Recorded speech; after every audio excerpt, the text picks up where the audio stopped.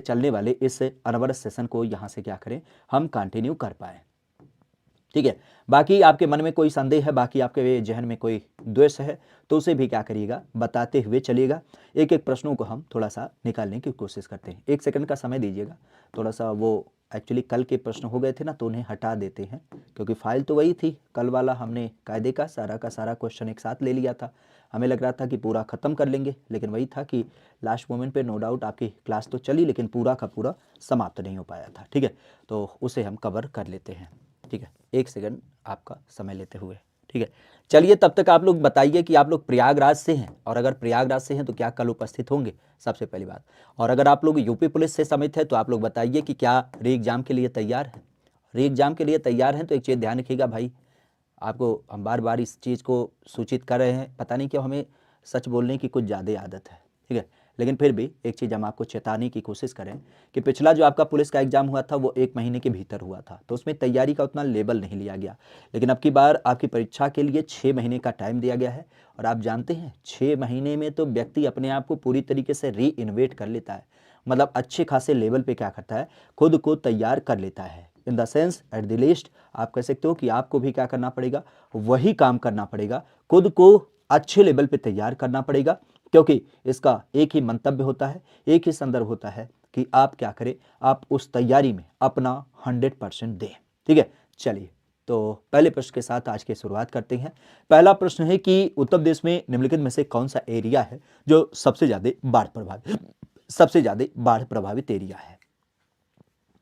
UPP में बहुत कम question आए थे। अच्छा, क्वेश्चन कहाँ आए थे, हद है, मतलब हर एक शिफ्ट में 5 से 10 क्वेश्चन आए थे, अब उससे ज़्यादा का पेपर वर्क जान ले लोगे हैं। चलो यहाँ पे क्वेश्चन करो, किसकी हम बात करें। उत्तर प्रदेश के निम्नलिखित में से कौन सा क्षेत्र सबसे ज़्यादा बाढ़ प्रभावित माना जाता है। अगर इसकी बात की जाए तो इसका संबंध क्या होगा, पश्चिमी क्षेत्र, पूर्वी क्षेत्र, मध्य क्षेत्र या फिर आपके उत्तरी क्षेत्र। तो मुख्यतः अगर देखा जाए तो आज यूपी का जो एक क्षेत्र है, एक एरिया है, अगर इसकी बात की जाए तो इसमें आप भी जानते हैं, सबसे पहली बात तो ये ध्यान रखिएगा, अगर हम अपर्दन की बात करें तो अपर्दन का जो एक स्वरूप है, अपर्दन का स्वरूप या इसका जो पैटर्न है, अगर इसकी बात की जाए तो यहाँ पे ध्यान रखिएगा, ये जो पूर्वांचल का संदर्भ है, पूर्वी यूपी में आपने सदैव सुना होगा क्या होती है, बाढ़ आती है। तो बाढ़ आने की दशा में क्या होता है, ये पूरी तरीके से क्या होता है, पूर्वांचल आपका प्रभावित होता है। और यहीं पर अगर देखा जाए तो यहाँ पर आपने कई बार सुना होगा, यहाँ एक छोटा सा लोकेशन जिसको हम क्या कहते हैं, इटावा। इटावा की जब बात की जाए तो इटावा किस लिए जाना जाता है, तो यह जाना जाता है अवनालिका अपर्दन के लिए। तो अवनालिका अपर्दन की जब बात की जाए तो अवनालिका अपर्दन का नाम ध्यान रखिएगा, यह इटावा का काफ़ी फेमस हो जाता है। और इसी तर्ज पर अगर देखा जाए तो ये जो हमारा पश्चिमी यूपी है, ये किस लिए जाना जाता है, तो पश्चिमी यूपी की जब बात की जाए तो पश्चिमी यूपी में क्या होता है, खासा आपने सुना होगा कि गर्म और शुष्क हवाएं चलती हैं, और इस गर्म और शुष्क हवा के कारण क्या हो जाता है, यहाँ पे भी क्या होता है, एरिया काफ़ी प्रभावित होता है। इसके बाद अगर देखा जाए तो ये जो मध्य यूपी का क्षेत्र है, ये किस लिए फेमस है, तो मध्य यूपी की जब बात की जाए, मिड यूपी, ये अपने आप में काफ़ी चर्चा में रहता है, क्योंकि इसकी जब बात की जाए तो यहाँ पर मुख्यतः ध्यान रखिएगा, यहाँ पर मृदा अपर्दन होता है, और इसे हम क्या कहते हैं, समतल क्षेत्र के मृदा अपर्दन के रूप में जानते हैं।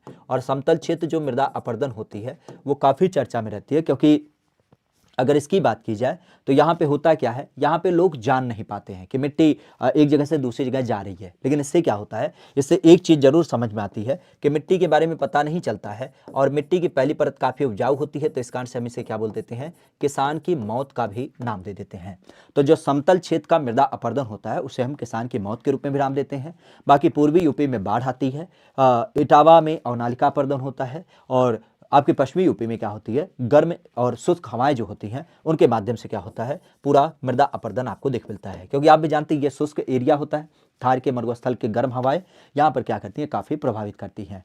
अच्छा, एक चीज़ और ध्यान रखिएगा, इटावा में जो अवनालिका अपर्दन होता है वह किस कारण से होता है, तो ये होता है चंबल नदी के कारण। तो चंबल नदी को इसी कारण से आपने सुना भी होगा, क्या बोला जाता है, चंबल अवनालिका अपर्दन के लिए काफ़ी जाना भी जाता है, चंबल यमुना की सहायक है।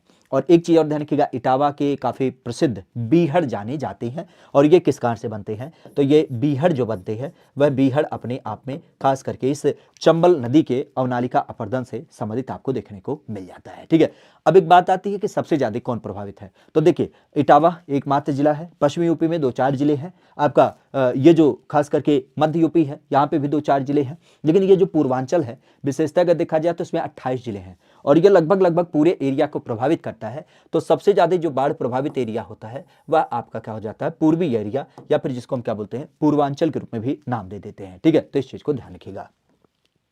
आगे की बात करें तो कहा जा रहा है कि उत्तर प्रदेश के अंतर्गत खास करके सिंचाई के जो मुख्य साधन हैं, अगर उनको हम नाम दें तो उनका नाम क्या सम्मिलित होता है।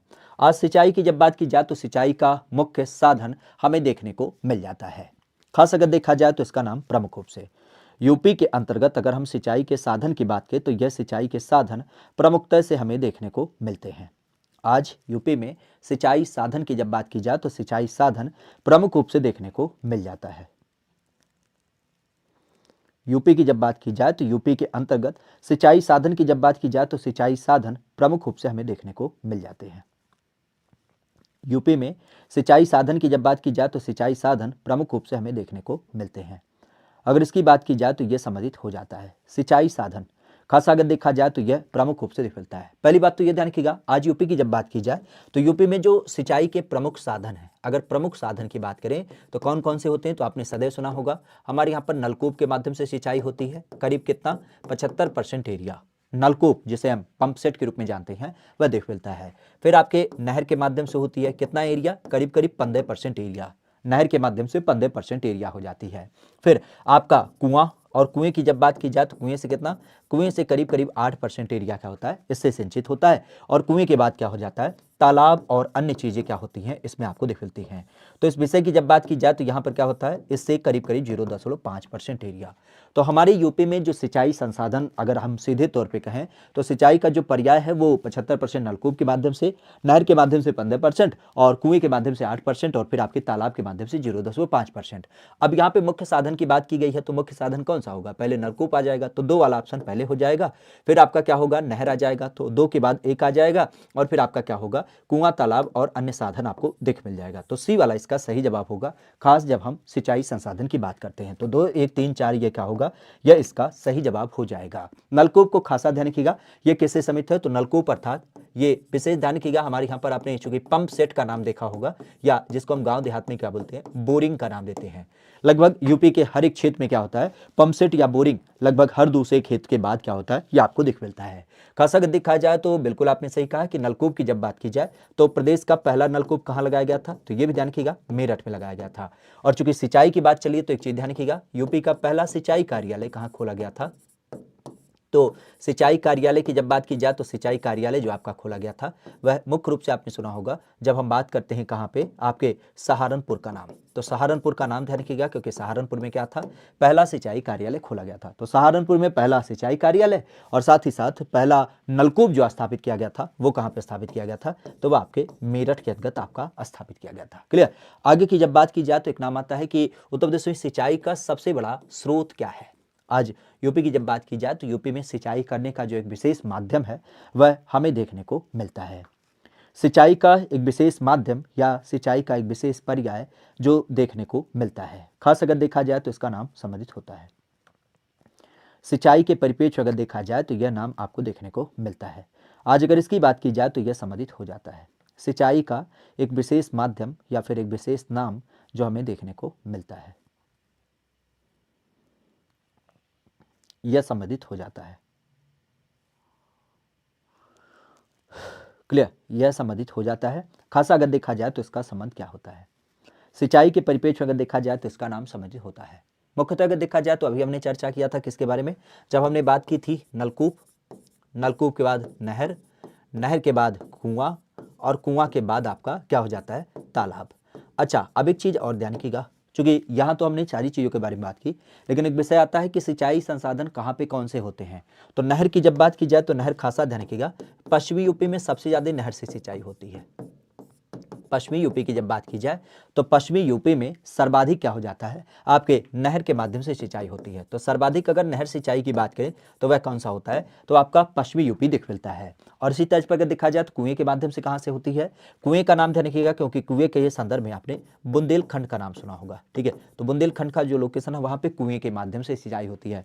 अब कुआं आप कहेंगे ऐसा कैसे, तो कुएं की जब बात की जाए तो कुएं के परिपेक्ष को आप देख पाते हैं, ये जो पठार का रीजन होता है यहाँ पे बड़े बड़े खड्ड होते हैं, तो इसी खड्ड में पानी भरा होता है, तो हम लोग क्या करते हैं, पंप सेट अपना लगाया और इसके माध्यम से यहाँ पर सिंचाई कर ली। ठीक है। तो इस तरीके से क्या हो जाता है, हमारे यहाँ पर ये नाम आपको देखने को मिल जाता है। और नलकूप की जब बात की जाए तो नो डाउट आप किसी भी लोकेशन में जाएंगे तो लगभग नलकूप से क्या होता है, हर एक लोकेशन में क्या होता है, आपका सिंचाई की जाती है। लेकिन सबसे बड़ा स्रोत मांगा गया है तो ये आपका नलकूप हो जाएगा। और नलकूप की, जैसा कि हमने बताया कि पहला नलकूप कहाँ पे स्थापित किया गया था, पहला नलकूप आपके मेरठ में देखने को मिल जाता है। ठीक है, तो पहला नलकूप आपके मेरठ में आपका लगाया भी गया था। ठीक है। अच्छा, नलकूप से याद आ रहा है, चूंकि सिंचाई साधन की बात चली है, और एक बार आपका क्या हुआ था, क्वेश्चन पूछा गया था। क्या पूछा गया था, खास करके पूछा गया था कि बताइएगा हमारे यहाँ पर एक योजना चलती है जिसका नाम है कुसुम योजना। ये किससे समित है, तो कुसुम योजना भी ध्यान रखिएगा, यह सिंचाई प्रबंधन से आपको दिख मिलता है। और सिंचाई के प्रबंधन की जब बात की जाए तो इसका संबंध क्या होगा, इसका संबंध ध्यान रखिएगा कि मान लेते हैं आप 100 रुपये खर्च करते हैं तो उस दशा में क्या होगा, उस दशा में 30 रुपया क्या होगा, केंद्र सरकार वहन करेगी, 30 रुपया क्या होगा, राज्य सरकार वहन करेगी। और फिर क्या होगा, फिर आपका जो 40 रुपया होगा वह किसान के द्वारा दिया जाएगा। लेकिन इसमें भी टारगेट है कि 30 रुपया वो चाहे तो बैंक से लोन ले, ठीक है, 30 रुपया बैंक से लोन ले दे और 10 रुपया क्या करे, वह नगद दे दे। तो यहाँ पे यही पूरा पर्याय था कि कुसुम योजना की जब बात की जाए तो सिंचाई व्यवस्था के लिए यह एक सौर पंप आधारित एक योजना चालू की गई, जिसके माध्यम से किसानों का क्या हो, जो बिजली का खर्च आता है, जो डीजल का खर्च आता है, उसे बचाया जा सके।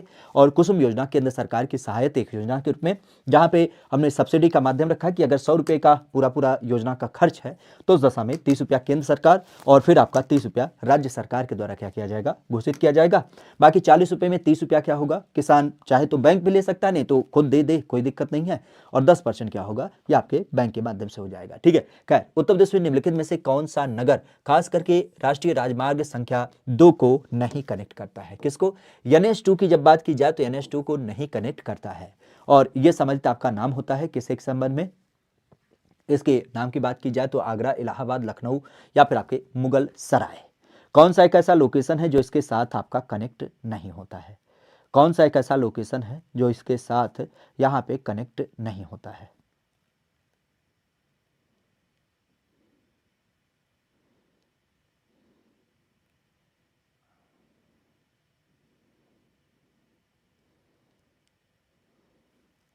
बिंदु की जब बात की जाए तो इसका संबंध हमें देखने को मिलता है। आज यूपी की जब बात की जाए तो यूपी में ये नाम काफी फेमस हो जाता है।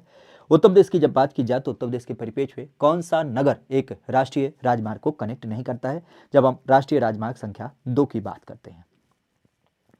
राष्ट्रीय राजमार्ग संख्या 2 की जब बात की जाए तो उसके लिए कौन सा नाम यहाँ पे चिन्हित हो जाता है, कौन सा नाम ऐसा है जो आपका चिन्हित देखने को मिल जाता है।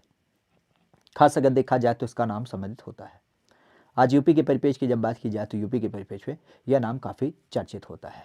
तो नाम की जब बात की जाए तो यह क्या होगा, राष्ट्रीय राजमार्ग की जब बात की जाए 2 के साथ जो कनेक्ट नहीं है उसका नाम होता है लखनऊ।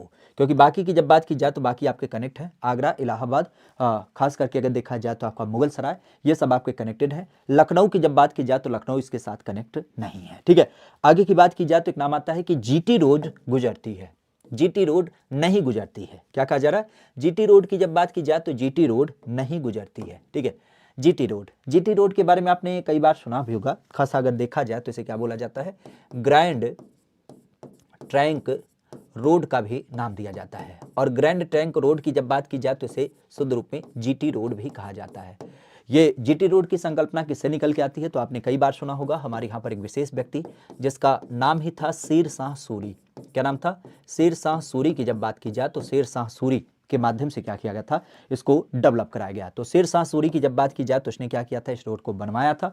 खास करके अगर देखा जाए तो बिहार से लेकर के आपका जो वर्तमान अफगानिस्तान है वहाँ पे इसका नाम लिख मिलता है। और हम कह सकते हैं कि कारीगरी का नमूना अपने आप में विशेष ही कहेंगे। जहाँ आज की रोड आपने देखी होगी कि रोड बनता है तो एक तो हम मीम्स देख रहे थे, हालांकि स्टार्टिंग में नहीं कहना चाहिए लेकिन फिर भी एक मीम्स आया था कि एक पत्रकार था जो पूछ रहा था कि आप कारीगर हैं, रोड बनाते हैं। बिल्कुल हम पत्रकार हैं, मतलब कारीगर हैं, रोड बनाते हैं। तो ये पूछा गया कि ये रोड आपने बनाया कितना समय लगेगा, तो उसने कहा 1 साल लगेगा। तो ये हुआ कि उसके बाद क्या करोगे, फिर तो बेरोजगार हो गए। तो वो कहेगा अरे काहे, इस रोड को हम फिर तोड़ेंगे, काहे के लिए, क्योंकि सीवर लाइन डालना है। तो फिर क्या करोगे, क्योंकि अब भी काम खत्म हो गया। तो फिर कहा उस रोड को फिर से बनाएंगे। ठीक है। तो फिर क्या करोगे, फिर कहा कि फिर से तोड़ेंगे, किस कारण से, आपकी बार गैस का लाइन डालना है। तो फिर कहा फिर अब क्या करोगे, तो फिर कहा फिर से रोड बनाएंगे। और उसके बाद फिर क्या करोगे, फिर से तोड़ेंगे। और तोड़ेंगे उससे पहले क्या होगा, सरकार बदल जाएगी। तो मतलब ये क्रम आपका चलता जाए। ये व्यंग्यात्मक है लेकिन बिल्कुल सत्य बात है। हमारे यहाँ पे पहले से प्रबंधन नहीं होता है। आपने अक्सर देखा होगा कि लोकेशन में क्या होता है, सड़क वगैरह की तोड़ फोड़ चली रहती है। कभी कायदे का रोड आपने देखा है कि 6 महीने तक आपको वह व्यवस्थित रोड मिल जाए? कोई गलती से एक रोड बन भी जाएगी तो उसने आपने देखा होगा उसकी गिट्टी उट्टी क्या करती है, छटक जाती है। मतलब वो रोड पूरा संतुलित रूप से उस स्वरूप में नहीं रहता विद्यमान, वह अपने आप में कह सकते हो कि वह टूट फूट जाता है। बहरहाल यहाँ पे अगर देखा जाए तो जीटी रोड किसके साथ कनेक्ट नहीं होती है, अगर इसको हम थोड़ा सा नाम दें, इलाहाबाद, आगरा, अलीगढ़ या फिर आपके बनारस से, तो इसका संबंध हो जाएगा। आज हमारे यहाँ पर देखा जाए तो जीटी रोड किसके साथ कनेक्ट नहीं होती है, जीटी रोड किसके साथ कनेक्ट नहीं होती है अगर इसकी बात की जाए, इलाहाबाद से, आगरा से, अलीगढ़ से या फिर आपके बनारस से। ठीक है, तो यहाँ पे अगर देखा जाए तो यहाँ पे जो संबंध निकल के आता है वो खासा ध्यान रखिएगा, ये अलीगढ़ से कनेक्ट नहीं होती है, बल्कि अलीगढ़ से बाहर बाहर होकर के क्या करती है, निकल जाती है। ठीक है, अलीगढ़ से कनेक्ट नहीं होता है। इवन अगर देखा जाए तो आपने नाम सुना होगा एटा वगैरह के बारे में, एटा से ये कनेक्ट होती है। एटा का तो एक लोकेशन काफी फेमस ही है, कहते हैं कि जीटी रोड छोड़ दो। ठीक है, तो जीटी रोड की जब बात की जाए तो जीटा रोड से क्या होता है, एटा वगैरह कनेक्टेड है, बनारस भी कनेक्ट है, आगरा भी कनेक्ट है, इलाहाबाद भी कनेक्ट है, अलीगढ़ नहीं कनेक्ट है, बल्कि अलीगढ़ का बाहरी हिस्सा जो है वह आपका क्या हो जाता है, इस परिपेक्ष आपके निकल जाता है। खैर, यमुना एक्सप्रेसवे की जब बात की जाए तो यमुना एक्सप्रेसवे आपका जाना जाता है। यमुना एक्सप्रेसवे की जब बात की जाए तो यमुना एक्सप्रेसवे नाम दिया जाता है। खासा अगर देखा जाए तो यह नाम सम्मिलित हो जाता है। ठीक है, हमारे यहां पर अगर देखा जाए तो यह नाम प्रमुख रूप से देखने को मिल जाता है किस एक विषय को लेकर के, यमुना एक्सप्रेसवे। खासा अगर देखा जाए तो यमुना एक्सप्रेसवे का संबंध क्या है, मुख्य रूप से अगर देखा जाए तो यमुना एक्सप्रेसवे की जब बात की जाए तो ये कहां से कनेक्ट करती है, तो ये कनेक्ट करती है आपके ग्रेटर नोएडा से आगरा के बीच में। कहां से, ग्रेटर नोएडा की जब बात की जाए तो ग्रेटर नोएडा से आगरा के बीच में ये कनेक्टिविटी प्रदान करती है। अब एक चीज और ध्यान रखिएगा, आज चूंकि एक्सप्रेसवे की बात चली है तो एक्सप्रेसवे के परिपेक्ष में ध्यान रखिएगा, अगर हम एक्सप्रेस वे की बात करते हैं तो एक्सप्रेसवे के नाम पे आपको याद होना चाहिए, हमारा यूपी जो है, यूपी में कई सारे एक्सप्रेसवे हैं। मतलब आप भी जानते हैं कि वर्तमान में 13 एक्सप्रेसवे हमारे यूपी में देखने को मिल जाते हैं, और यही कारण होता है कि हम यूपी को क्या बोलते हैं, यूपी को एक्सप्रेस वे प्रदेश के रूप में भी जानते हैं। ठीक है, एक्सप्रेस वे प्रदेश के रूप में भी नाम दिया जाता है। और वैसे अब तो आप भी जानते हैं, आपको जरूरत भी नहीं कि एक्सप्रेसवे पे रोड बनी ही हो। ठीक है, क्योंकि कई बार क्या होता है, ड्राइवर विहीन गाड़ी चल पड़ती है। आज एक वीडियो आपने देखा होगा, ट्विटर पे हमने भी देखा था कि किस तरीके से जम्मू कश्मीर से ट्रेनें चल पड़ी थी, और बताओ बिना ड्राइवर के 100 किलोमीटर रफ्तार से चली जा रही है, लगभग 60-70 किलोमीटर आगे जाकर के पंजाब में उसे किसी तरीके से रोका गया। तो ये प्रकृति का नमूना है। ठीक है, तो यहाँ पर एक्सप्रेसवे की जब बात की जाए तो एक्सप्रेसवे के परिपेक्ष ध्यान रखिएगा, 13 एक्सप्रेसवे वर्तमान हमारी यूपी में देख मिलते हैं, खासा जिनमें से 6 बन चुके हैं, और 7 की जब बात की जाए तो 7 क्या की जा रहे हैं, आपके बनाए जा रहे हैं। तो 6 आपके बन चुके हैं और 7 आपके बनाए जा रहे हैं। खासा अगर देखा जाए तो अब एक बात और निकल के आती है, अगर इसकी बात की जाए तो इसकी लंबाई कितनी है, तो ये आप भी जानते हैं करीब करीब 165 किलोमीटर इसकी लंबाई है, जो आपके आगरा से ग्रेटर नोएडा कनेक्ट करता है। अच्छा, अब यहाँ पे देखा जाए तो यूपी का सबसे बड़ा कौन सा है, तो यूपी का जो सबसे बड़ा है उसका नाम ध्यान रखिएगा, उसका नाम अभी काफी चर्चा में है, गंगा एक्सप्रेसवे। गंगा एक्सप्रेसवे की जब बात की जाए तो उसका नाम क्यों चर्चा में, क्योंकि आप भी जानते हैं गंगा एक्सप्रेसवे जो है वो हमारे यूपी का सबसे बड़ा है, और इसकी जब बात की जाए तो ये लंबाई होगी 594 किलोमीटर। कहां से कहां तक विस्तार है, तो आप भी जानते हैं यह संबंधित हो जाता है आपके, जब हम बात करते हैं प्रयागराज से मेरठ के बीच में, तो प्रयागराज से मेरठ की जब बात की जाए तो वहां पर इसका नाम प्रमुख रूप से मिलता है। और साथ ही साथ अगर देखा जाए तो हमारी यूपी का कई बार चर्चा में रहता है कि सबसे छोटा कौन सा है, तो सबसे छोटा का नाम ध्यान रखिएगा, यह सम्मिलित हो जाता है हमारे यहाँ पर ग्रेटर नोएडा को कनेक्ट करता है आपके नोएडा से। ठीक है, तो ग्रेटर नोएडा से नोएडा के बीच में कनेक्ट करता है, और इसकी जो पूरी लंबाई होती है वो आपके 25 किलोमीटर लंबाई होती है। ठीक है, तो 25 किलोमीटर की लंबाई लेकर के ग्रेटर नोएडा से नोएडा के बीच कनेक्ट वाला ये आपका क्या हो जाता है, ये वर्तमान हमारी यूपी का सबसे छोटा एक्सप्रेसवे हो जाता है। तो अलग अलग बिंदुओं की जब बात की जाए तो अलग अलग एक्सप्रेसवे का नाम आपको दिख मिलता है। वैसे एक एक्सप्रेसवे और ध्यान रखिएगा हमारे यहाँ पे काफी चर्चा में है, क्योंकि जब हम बात करते हैं आपातकालीन लैंडिंग को लेकर के, तो आपने कई बार सुना होगा आपातकालीन लैंडिंग की जब बात की जाए तो आपातकालीन विमान सेवा के लिए 3 एक्सप्रेसवे हमारे यहाँ पर डेवलप किए गए हैं। कौन कौन से हैं, तो 3 एक्सप्रेसवे की जब बात की जाए तो वैसे टिप्स पे बता देते हैं। एक आपने सुना होगा यही यमुना एक्सप्रेसवे, यमुना एक्सप्रेसवे की जब बात की जाए, ताज हाईवे जिसके ऊपर क्या किया गया है, आपका एक आपातकालीन विमान लैंडिंग व्यवस्था डेवलप की गई है। दूसरा, आपने पिछले दिनों सुना था सुल्तानपुर में जब पूर्वांचल एक्सप्रेसवे पे प्रधानमंत्री मोदी जी गए थे, तो वह आपका दूसरा हो जाता है। तीसरा कौन सा होगा, तो तीसरा होगा ये जो गंगा एक्सप्रेसवे बनाया जा रहा है शाहजहांपुर लोकेशन में, जहां पे प्रधानमंत्री ने क्या किया था, इसका शिलान्यास किया था, इसका नींव रखा था। 3 ऐसे विमान कह सकते हो कि एक्सप्रेसवे हैं जहां पर हम आपातकालीन अवस्था में विमान की लैंडिंग वगैरह भी करा सकते हैं, तो ये खासा ध्यान रखिएगा। क्लियर। आगे की बात की तो कहा जा रहा है कि ताज अंतरराष्ट्रीय हवाई अड्डा हमारे यहाँ पर स्थापित किया जा रहा है। और आज तो आपने काफी महत्वपूर्ण सुना होगा, क्योंकि देश का सबसे लंबा केबल पुल आपका देश को समर्पित कर दिया जा चुका है। खास करके कहां पे, जब हम बात करते हैं गुजरात में द्वारका खासा अगर देखा जाए तो देश के प्रधानमंत्री जब हम बात करते हैं नरेंद्र दामोदर दास मोदी, उनके द्वारा क्या किया गया, इसको देश को समर्पित भी किया गया। ठीक है। तो ताज अंतरराष्ट्रीय हवाई अड्डे की जब बात की जाए तो ये संबंधित हमें दिख मिलता है। ये कहां से समित है, आगरा जनपद, फिरोजाबाद जनपद, गौतम बुद्ध नगर जनपद या फिर मथुरा जनपद के अंतर्गत यह संबंधित हो जाता है। हमारे यूपी में इसका संबंध कहां से होगा, ताज अंतरराष्ट्रीय हवाई अड्डा। देखिए, हवाई अड्डों की जब बात की जाए तो सबसे पहली बात तो यह ध्यान रखिएगा, वर्तमान हमारी यूपी में 5 अंतरराष्ट्रीय हवाई अड्डे हैं। 5 अंतरराष्ट्रीय हवाई अड्डों का नाम आपको देखने को मिल जाता है। और ये कौन कौन से हैं, तो अगर आपको बताना चाहें तो ध्यान रखिएगा, वर्तमान में जो संचालित अवस्था में है वह आपके 4 हैं, 4 संचालित अवस्था में है। कौन कौन से, तो एक आपने नाम सुना होगा लखनऊ एयरपोर्ट का नाम, लखनऊ जिसमें मौसी हवाई अड्डे की बात आती है। एक नाम आपने सुना होगा बाबतपुर हवाई अड्डा, खासा अगर देखा जाए तो ये बनारस से समित है, जिसको हम लाल बहादुर शास्त्री के नाम से देखते हैं। एक आपने कुशीनगर अंतरराष्ट्रीय हवाई अड्डे का नाम सुना होगा, जो खासा कुशीनगर में पड़ता है। और एक आपने अभी अयोध्या का नाम सुना होगा, अयोध्या में महर्षि वाल्मीकि को लेकर के। तो महर्षि वाल्मीकि के नाम पे क्या है, एक अंतरराष्ट्रीय हवाई अड्डा ये आपको दिख मिलता है। अब यहां पर देखा जाए तो अब एक नाम ध्यान रखिएगा, किस एक परिपेक्ष खासा जब हम बात करते हैं तो ये तो हमारे यहाँ पर 4 स्थापित हैं। अब एक आपने नाम सुना होगा ताज अंतरराष्ट्रीय हवाई अड्डा। ये ताज अंतरराष्ट्रीय हवाई अड्डे की जब बात की जाए तो ये कहां पे स्थापित किया जा रहा है, तो ताज अंतरराष्ट्रीय हवाई अड्डे की जब बात की जाए तो ताज अंतरराष्ट्रीय हवाई अड्डा नाम ध्यान रखिएगा।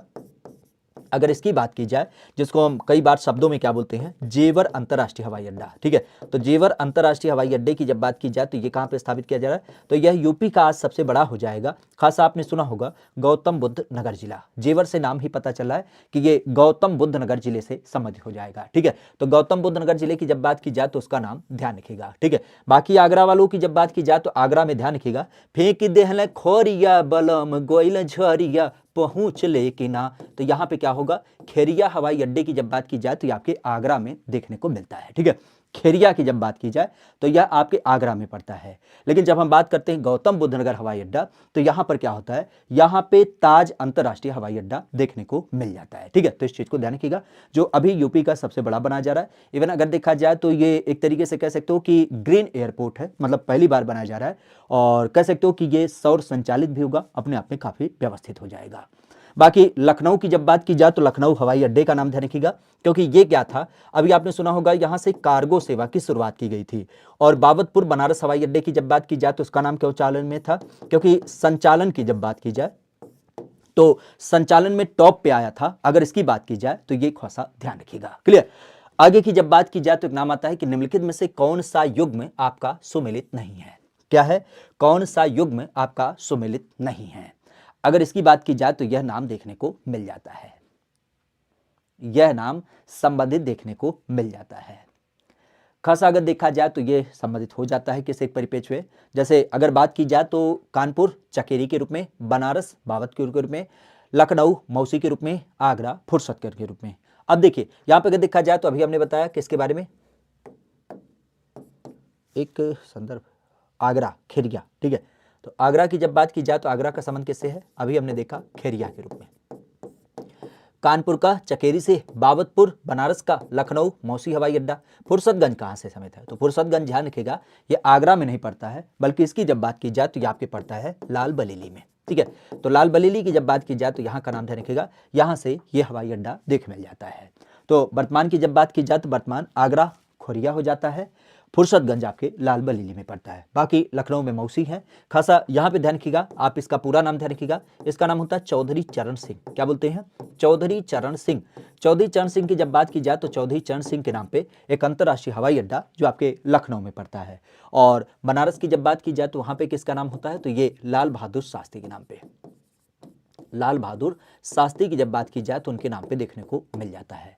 अच्छा, कुछ ऐसे हवाई अड्डे और भी हैं, जैसे एक नाम आपने सुना भी होगा किसके रूप में, जब हम गोरखपुर हवाई अड्डे की बात करते हैं। हालांकि गोरखपुर का जो हवाई अड्डा है वो अपने आप में काफ़ी चर्चित नहीं है, क्योंकि ये सेना का हवाई अड्डा है, लेकिन फिर भी हम लोग क्या करते हैं, थोड़ा बहुत यहाँ पे विमान वगैरह उतार लेते हैं।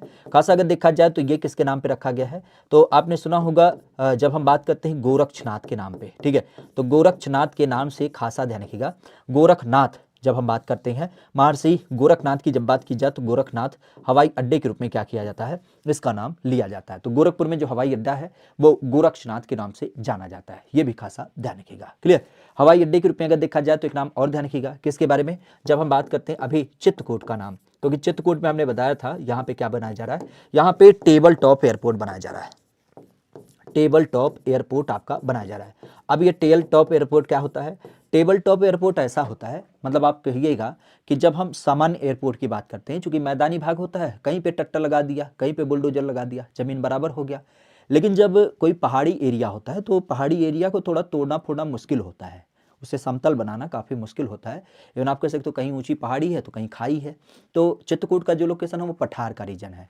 तो ऐसे रीजन में क्या किया जाता है, छोटे छोटे आपके समतल एरिया को डेवलप कर दिया जाता है और एक ऐसी संरचना यहाँ पे बनाई जाती है कि मतलब बहुत बड़ा रनवे नहीं होगा, यहाँ का जो रनवे होगा वो एक पहाड़ी पर छोटा सा कुछ ऐसा बना दिया जाएगा, जैसे हेलीकॉप्टर का हेलीपैड, ठीक है। तो ऐसा दिखने में लगता है कि ये टेबल जैसी संरचना है। इसमें काफ़ी सतर्कता रखनी पड़ती है कि अगर मान लेते हैं हमारी जहाज उतरते उतरते आगे पहुंच गई तो यहाँ तक तो सही है, लेकिन थोड़ा सा आगे जाएगी तो क्या होगी, खाई में गिर जाएगी। तो खतरनाक भी होता है, लेकिन फिर भी आप कह सकते हो कि आजकल टेक्नोलॉजी का ज़माना है, टेक्नोलॉजी के ज़माने में हम क्या कर सकते हैं, इसे रोक सकते हैं। मुख्य रूप से अगर देखा जाए तो जैसे आप विमान वाहक पोतों को देखते हैं ना, तो विमान वाहक पोतक क्या करते हैं, अपने छोटे छोटे एरिया से ही लड़ाकू विमान वगैरह को उतारने की पूरी कोशिश कर पाते हैं। हालांकि तकनीकी से याद आना चाहिए, आज हमारे मोदी कह सकते हो कि योगी जी के द्वारा एक बयान दिया गया था कि तकनीकी बहुत आधुनिकतम है, और जो लोग पेपर को लीक कराते हैं उन्हें नहीं पता कि जिस एक तकनीक का इस्तेमाल कर रहे हैं वो तकनीकी हमारे पास है। लेकिन थोड़ा सा एक चीज़ हमें समझ में नहीं आया कि ससुरा जब तकनीकी पहले से थी तो पेपर वाला लीक काहे हुआ, ठीक है, थोड़ा सा क्लिष्ट है। लेकिन फिर भी अपने हक में फैसला आया तो इस कारण से हम बार बार उसको बधाई देंगे, लेकिन तरीका गलत है, इस चीज़ को हम जरूर मानेंगे, क्योंकि बहुत सारे युवाओं के सपने में क्या हुआ है, 6 महीने का समय जुड़ गया है। अगर ये परीक्षा इसी समय सुचारू रूप से हो जाती तो हमें लग सकता है कि बड़े समय से हो जाता, ठीक है। और इस बात पे तो हमें पता, कह सकते हो कायदे का पता है कि छोटी छोटी संरचनाएं, छोटी छोटी घटनाएं जब उनको तुरंत पता चल जाती हैं, हजारों लोग एक साथ बैठ करके जब ट्वीट कर रहे हैं, जब बातों को रख रहे हैं, दुनिया भर की मीडिया में उसको प्रसारित किया जा रहा है, और उसके बाद भी ये छोटी सी बात नहीं चला रहे कि बच्चे किस तरीके से परेशान हैं। सदैव युवाओं की बात करते हैं, लेकिन युवाओं के साथ कभी शुद्ध रूप से खड़े नहीं होते हैं, ठीक है। तो हमें लगता है कि इस बात को थोड़ा सा धीरता से समझना चाहिए, गंभीरता से, क्योंकि ये युवा जिसके साथ आप लोग खेलते हैं ना, ये बहुत गलत होता है। क्योंकि एक बार किसी की भावना के साथ खेलना, आहत करना उसकी भावना को, कितना गलत होता है ये शायद आप जान पाए। परीक्षा का कितना प्रेशर होता ना, वो किसी से पूछने की ज़रूरत नहीं है। वो एक बड़ी पुरानी कहावत है, संयोग से अगर देखा जाए तो कहा जाता है ना कि आना जाना छोड़ चुके, पर्वों से नाता तोड़ चुके, रख कर सीने पर पत्थर हम घर से मुख है मोड़ चुके। किसका मन करता है यारो घर का सुख चैन गंवाने को, फिर भी हम घर छोड़ आए हैं जीवन सफल बनाने को। नैन में माँ के बसता सपना मैं भी काबिल बन जाऊं, और कर कर चिंता बूढ़ी हो गई कभी तो खुशियाँ दिखलाऊं। बाप से मेरे चला ना जाता फिर भी काम को जाता है, और मेरा खर्चा भिजवाने को रोज कमा के लाता है। छत वो घर की टपक रही जिसके नीचे सब सोते हैं, और जब जब बाहर हुआ मैं मेरिट से मुझसे ज़्यादा वह रोते हैं। पता है तुमको, पता है तुमको, पता है रब को, मेहनत में मेरे कोई कमी नहीं, और वह जीवन क्या जीवन यारो जिसमें जीवन से ठनी नहीं। माना चलती कठिन परीक्षा, मेहनत मेरा हथियार है, गुरुओं से लेकर के दीक्षा अर्जुन रण को तैयार है। सब्र का भैया बांध ना टूटे, गला किस्मत का घोटूंगा, बस चंद महीने बाकी है, मैं भी वर्दी पहन के लौटूंगा। और ये बातें बिल्कुल सत्य लगती हैं, क्योंकि आजकल के ताने बाने में अगर देखा जाए तो हर एक युवा के दिल में एक ही स्वप्न होता है कि वो अपने टूटते छत की मरम्मत करा पाए, अपने बहन की शादी की जिम्मेदारी को ले पाए, अपने पिता को नौकरी पे ना जाने दे बल्कि उसके घर पे बैठे रहने का प्रबंध कर पाए। लेकिन जब हम मुख्य रूप से आज के तंत्र की बात करते हैं तो वहाँ तो युवा खुद परेशान है। उन लोगों का कहना बिल्कुल सत्य है कि हम लोग दाल को फ्राई करके नहीं खाते हैं क्योंकि हमें लगता है कि समय जाया होगा। एक टाइम का खाना खाते हैं, पूरे पूरे दिन लाइब्रेरी में बिताते हैं। अब आप समझिए कि आज पीसीएस की तैयारी करने वाला युवा जिसके सामने 17 मार्च का पेपर लगा है, वह आयोग के सामने बैठा है किस एक बात को लेकर के, रे एग्जाम आरो यारो। उनके साथ कितना गलत हो रहा है। पिछले 11 तारीख से तो वो परेशान है क्योंकि आप भी जानते हैं उनका सेंटर उनके होम डिस्ट्रिक्ट गया था। सभी लोग भाग भाग के अपने घर गए, पेपर देख के फिर वापस आए और पता चला है पेपर लीक है, फिर बैठे हैं। पिछले 10 दिन से, 14 दिन से, 15 दिन से अगर कोई एक आयोग के सामने बैठा है केवल इस बात की रट लगा करके कि भैया हमारा री एग्जाम हो, और उस दशा में आप कह सकते हो कि जितना भी उसने पुराना पढ़ा था क्या अब उसको याद रहेगा। ये समय काल होता है सबसे ज़्यादा, सबसे क्रूशियल होता है परीक्षा के लास्ट का मोमेंट, जहाँ पे रिवीजन और प्रैक्टिस की जरूरत होती है। और आप कह सकते हो कि पीसीएस की परीक्षा लगी है और वहाँ पे युवा केवल धरने पे हल्ला बोल कर रहा है, तो ये बहुत गलत तरीका है। हम यूँ ना कहते हैं कि ये फैसला हमारे हक में आया अभी पुलिस भर्ती को लेकर के। आखिर जब सरकार इस बात को जानती थी कि तरीका गलत हुआ है, 60,000 से ज़्यादा युवा जब आपके लखनऊ में जाके दहाड़े हैं तब जाके आपने उसकी बात को सुना है। सारे व्यक्तियों ने किस तरीके से परेशानी उठाई, कितनी जरूरत उठाई, कितने लोगों ने उनका साथ दिया, किस तरीके से बड़ी आवाज़ उठाई गई, तब जाके आपको सुनाई देता है कि युवा के साथ गलत हो रहा है। आपको चीज़ें ना दिखती हैं।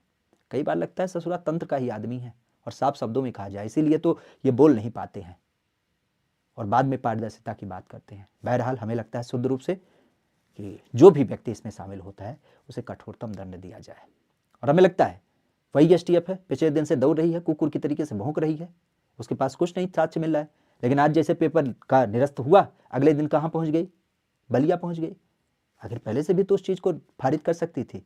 पेपर नहीं निरस्त हुआ था तब तक सबूत जुटा रहे थे, और जैसे पेपर निरस्त हुआ अगले दिन तुमने पकड़ लिया उसको। इतनी भी जल्दबाजी, वाह।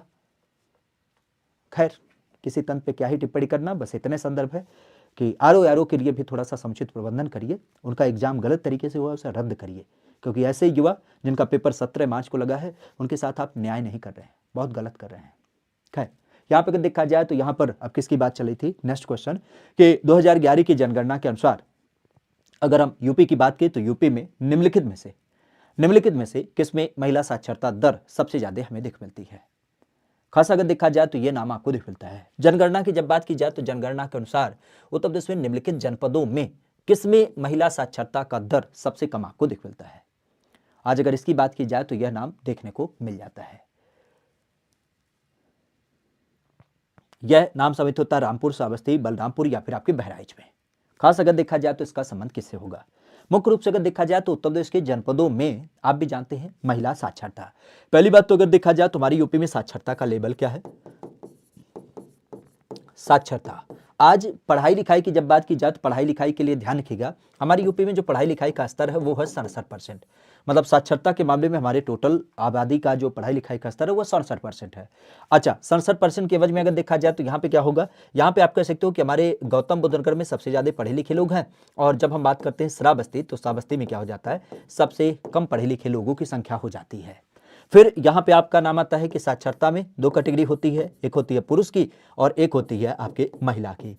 अब पुरुष और महिला को थोड़ा सा हम यहाँ पे ऐड करें तो पुरुष की साक्षरता कितनी होती है तो इसी में 10 ऐड कर दीजिए अर्थात 77%, और महिला की साक्षरता कितनी होती है तो इसी में 10 माइनस कर दीजिए अर्थात 57%। अब यहाँ पे इनकी साक्षरता का जो स्तर होता है वो क्या है, तो पुरुष सबसे ज्यादा पढ़े लिखे हैं आपके पुणे आपका जो गौतम बुद्ध नगर है, और सबसे कम कहाँ पे पढ़े लिखे हैं वो आपके श्रावस्ती में पढ़े लिखे हैं। और इसी तर्ज की अगर बात की जाए तो फिर हमारे यहाँ पे होता है महिला कहाँ पे सादे पढ़ी हैं तो आपके कानपुर में पढ़ी लिखी हैं, कानपुर नगर में। और इसी तरीके से सबसे कम पहली कहाँ से पढ़ी लिखी हैं तो आपके श्रावस्ती से समेत होती हैं। अब यहाँ पे ध्यान रखिएगा, चूंकि इसने पूछा है महिला साक्षरता दर सबसे कम कहाँ पे है, तो कम की बात की गई है अर्थात न्यूनतम की बात की गई है, और न्यूनतम की जब बात की जाए तो ये समझ होता है या आपके श्रावस्ती से।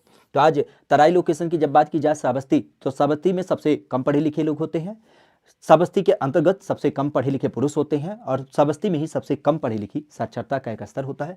मिला जुला के अगर देखा जाए तो इस श्रावस्ती का नाम ध्यान रखिएगा, किस कारण से, क्योंकि यहीं पर अभी आपकी सरकार के सहयोग से स्कूल चलो अभियान की भी शुरुआत की गई है। स्कूल चलो अभियान की जब बात की जाए तो इसकी भी शुरुआत करी गई है। एक विषय आता है कि उत्तर प्रदेश में सबसे ज्यादा साक्षरता वाला जिला कौन सा है। उत्तर प्रदेश में सबसे ज़्यादा साक्षरता वाला जिला कौन सा है, मतलब सबसे ज़्यादा पढ़े लिखे जिले की जब बात की जाए, हमारे यूपी की जब बात की जाए तो हमारे यूपी में सबसे ज़्यादा पढ़ा लिखा जो जिला होता है वह नाम देखने को मिलता है। आज यूपी की जब बात की जाए तो यूपी में सबसे ज़्यादा पढ़ाई लिखाई वाला जिला कौन सा हो जाता है, खास अगर देखा जाए तो यह संबंधित हो जाता है, यह नाम आपको देखने को मिलता है। आज यूपी की जब बात की जाए तो यूपी में यह संबंधित विषय हो जाता है, यूपी में यह संबंधित विषय आपको दिख मिलता है किस एक परिप्रेक्ष्य में, जब हम उत्तर प्रदेश की बात करते हैं। उत्तर प्रदेश के नाम से खासा इस विषय की जब बात की जाए तो यह विषय आपको देखने को मिल जाता है।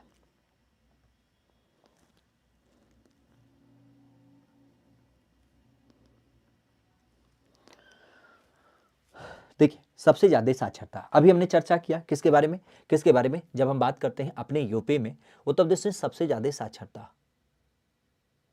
अब देखिए यहाँ पर एक चीज़ थोड़ा सा गड़बड़ हुआ है, सबसे ज़्यादा साक्षरता इसने पूछा है लेकिन किसके बारे में होना चाहिए था, महिला साक्षरता को लेकर के, ठीक है। तो एक हमें लगता है शब्द भूल गया है, क्योंकि अगर सबसे ज़्यादा साक्षरता की बात करेंगे तो गौतम बुद्ध नगर पुरुष साक्षरता में भी वो सबसे ज़्यादा, लेकिन महिला साक्षरता को अगर हम निकाल देंगे तो वह हो जाएगा कानपुर। तो एक शब्द यहाँ पे ये छूटा हुआ है महिला साक्षरता को लेकर के, ठीक है। आगे की बात की जाए तो कहा जा रहा है कि उत्तर प्रदेश में जब हम धार्मिक समुदाय की बात करते हैं तो किसका स्थान तीसरा होता है, कौन एक ऐसा धार्मिक समुदाय है जिसका स्थान क्या है, तीसरे नंबर पे आपको दिख मिलता है, और ये नाम होता है बौद्ध, जैन, ईसाई या फिर सिख। वैसे तो सामान्य रूप में अगर देखा जाए तो हमारी यूपी की जो कुल जनसंख्या है वह कितनी है, जनसंख्या की जब बात की जाए तो जनसंख्या क्या है, यह 19,98,12,341 है, ठीक है। ये तो हमारी यूपी की पूरी संख्या है, लेकिन इस पूरी संख्या के परिप्रेक्ष्य में अगर हम नाम देना चाहें तो आप भी जानते हैं कि 16.51% की जनसंख्या लेकर के हमारा यूपी क्या करता है, आप कह सकते हो कि राज्यों में जनसंख्या के मामले में पहला स्थान निवास करता है। अब इसी जनसंख्या की बात की जाए तो इस जनसंख्या में धर्म के आधार पर जनसंख्या की बात करें तो आपने पहले स्तर पर देखा होगा हिंदू के बारे में, हिंदू की संख्या कितनी है, 79% है। हिंदू के बाद दूसरे नंबर पे कौन आता है, दूसरे नंबर पे आपका मुस्लिम आते हैं, मुस्लिम की संख्या कितनी है, तो मुस्लिम की संख्या भी आपके 18-19% हो जाती है। फिर आपके कौन आते हैं, फिर आते हैं आपके सिख, सिख की जब बात की जाए तो इनकी संख्या क्या है, 32% है, मतलब 0.32%, 0.32%, ठीक है। इसके अलावा अगर देखा जाए 32 मतलब 3-2%, ठीक है। सिख के बाद अगर देखा जाए तो आपने नाम सुना होगा किसके बारे में, ईसाई के बारे में। ईसाई की जब बात की जाए तो इनकी संख्या क्या है, ये है 0.19%, ठीक है। ईसाई के बाद अगर देखा जाए तो जैन की संख्या, जैन की संख्या कितनी है, 0.11%, और जैन के बाद फिर किसका नाम आता है, बौद्ध का। बौद्ध की जब बात की जाए तो इनकी संख्या क्या है, 0.10% है, ठीक है। तो यह संख्या आपको दिख मिलती है। तो आज यूपी में सबसे ज़्यादा जनसंख्या किसकी होती है, तो हिंदुओं की सबसे ज़्यादा संख्या है, और सबसे कम संख्या किसकी है, तो आपके बौद्ध की होती है। बात आती है तीसरे नंबर पे, तो तीसरे नंबर पे कौन है, तीसरे नंबर पे आपका सिख धर्म के लोग हो जाते हैं, जिनकी प्रमुख संख्या 0.32% हो जाती है। अच्छा, कई बार आपने सुना होगा जो बिजनौर का लोकेशन है, अगर उसकी बात की जाए तो यहाँ पे आप कह सकते हो कि बिजनौर का जो लोकेशन है उसे हम छोटा पंजाब भी कहते हैं, इसी कारण से क्योंकि जब हमारे यहाँ पर पाकिस्तान से बहुत सारे लोग आए थे तो उनका संदर्भ क्या था, वह लोग यहाँ पर जो कह सकते हो कि प्रवासी भारतीय के रूप में हमारे यहाँ पर निवास किए, मतलब प्रवासी का हम क्या कहेंगे, मतलब जो पाकिस्तान छोड़ करके हमारे यहाँ पर आए थे, तो उनके रहने का प्रबंधन यहाँ पे किया गया था। तो एक अच्छी खासी आबादी सिख की यहाँ पे रहती है। वैसे तो सिख कहाँ पे रहते हैं, सिख ज़्यादातर आपके क्या होते हैं, पंजाब में रहते हैं, लेकिन यहाँ पे इस लोकेशन को भी हम कई बार छोटा पंजाब के रूप में नाम दे पाते हैं, ठीक है। खैर, कहा जा रहा है कि उत्तर प्रदेश के जनपदों में 2011 की जनगणना के अनुसार अगर हम अनुसूचित जनजाति जनसंख्या की बात करें तो अवरोही क्रम में व्यवस्थित करिए और कूट का चयन करिए। अनुसूचित जनजाति, अनुसूचित जनजाति की जब बात की जाए तो यह नाम सम्मिलित हो जाता है। इस नाम की जब बात की जाए तो इस नाम का नाम देखने को मिल जाता है, ये श्रावस्ती, बलरामपुर, बहराइच या फिर आपकी खीरी। अब एक चीज देखिए, जनजाति की जब बात की जाए तो जनजाति के लिए आपने सदैव सुना होगा, सर्वाधिक जनजाति हमारी यूपी में कहाँ रहती है, तो सर्वाधिक जनजाति जो रहती है वह आप मुख्य रूप से जानते हैं सोनभद्र में निवास करती है। सोनभद्र में सबसे ज्यादा जनसंख्या निवास करती है। अच्छा, सोनभद्र के अलावा अगर देखा जाए तो यहीं पे ध्यान रखिएगा, सबसे ज्यादा जनसंख्या सोनभद्र में निवास करती है। और फिर बात आती है न्यूनतम कहाँ पे निवास करती है। न्यूनतम की जब बात की जाए तो ये ध्यान रखिएगा, ये वर्तमान में जब हम बात करते हैं किसका, अपने यहाँ पे बागपत का नाम, तो बागपत का नाम ध्यान रखिएगा क्योंकि बागपत में क्या होती है, सबसे कम संख्या आपके निवास करती है। तो सबसे ज़्यादा सोनभद्र में और सबसे कम आपके बागपत में। अब यहाँ पे विषय आता है कि इसको अवरोही क्रम में व्यवस्थित करिए। अवरोही क्रम की जब बात की जाए तो अवरोही क्रम में क्या हो जाएगा, तो मुख्य रूप से ध्यान रखिएगा पहले नंबर पर क्या आएगा, बहराइच। बहराइच की जब बात की जाए तो बहराइच, और बहराइच के परिपेक्ष में आपका बलरामपुर। यही लोकेशन आपके तराई के हैं जहाँ पे क्या होता है, सबसे अच्छी खासी संख्या इनकी पाई जाती है। तो बलरामपुर पहले नंबर पे आ जाएगा।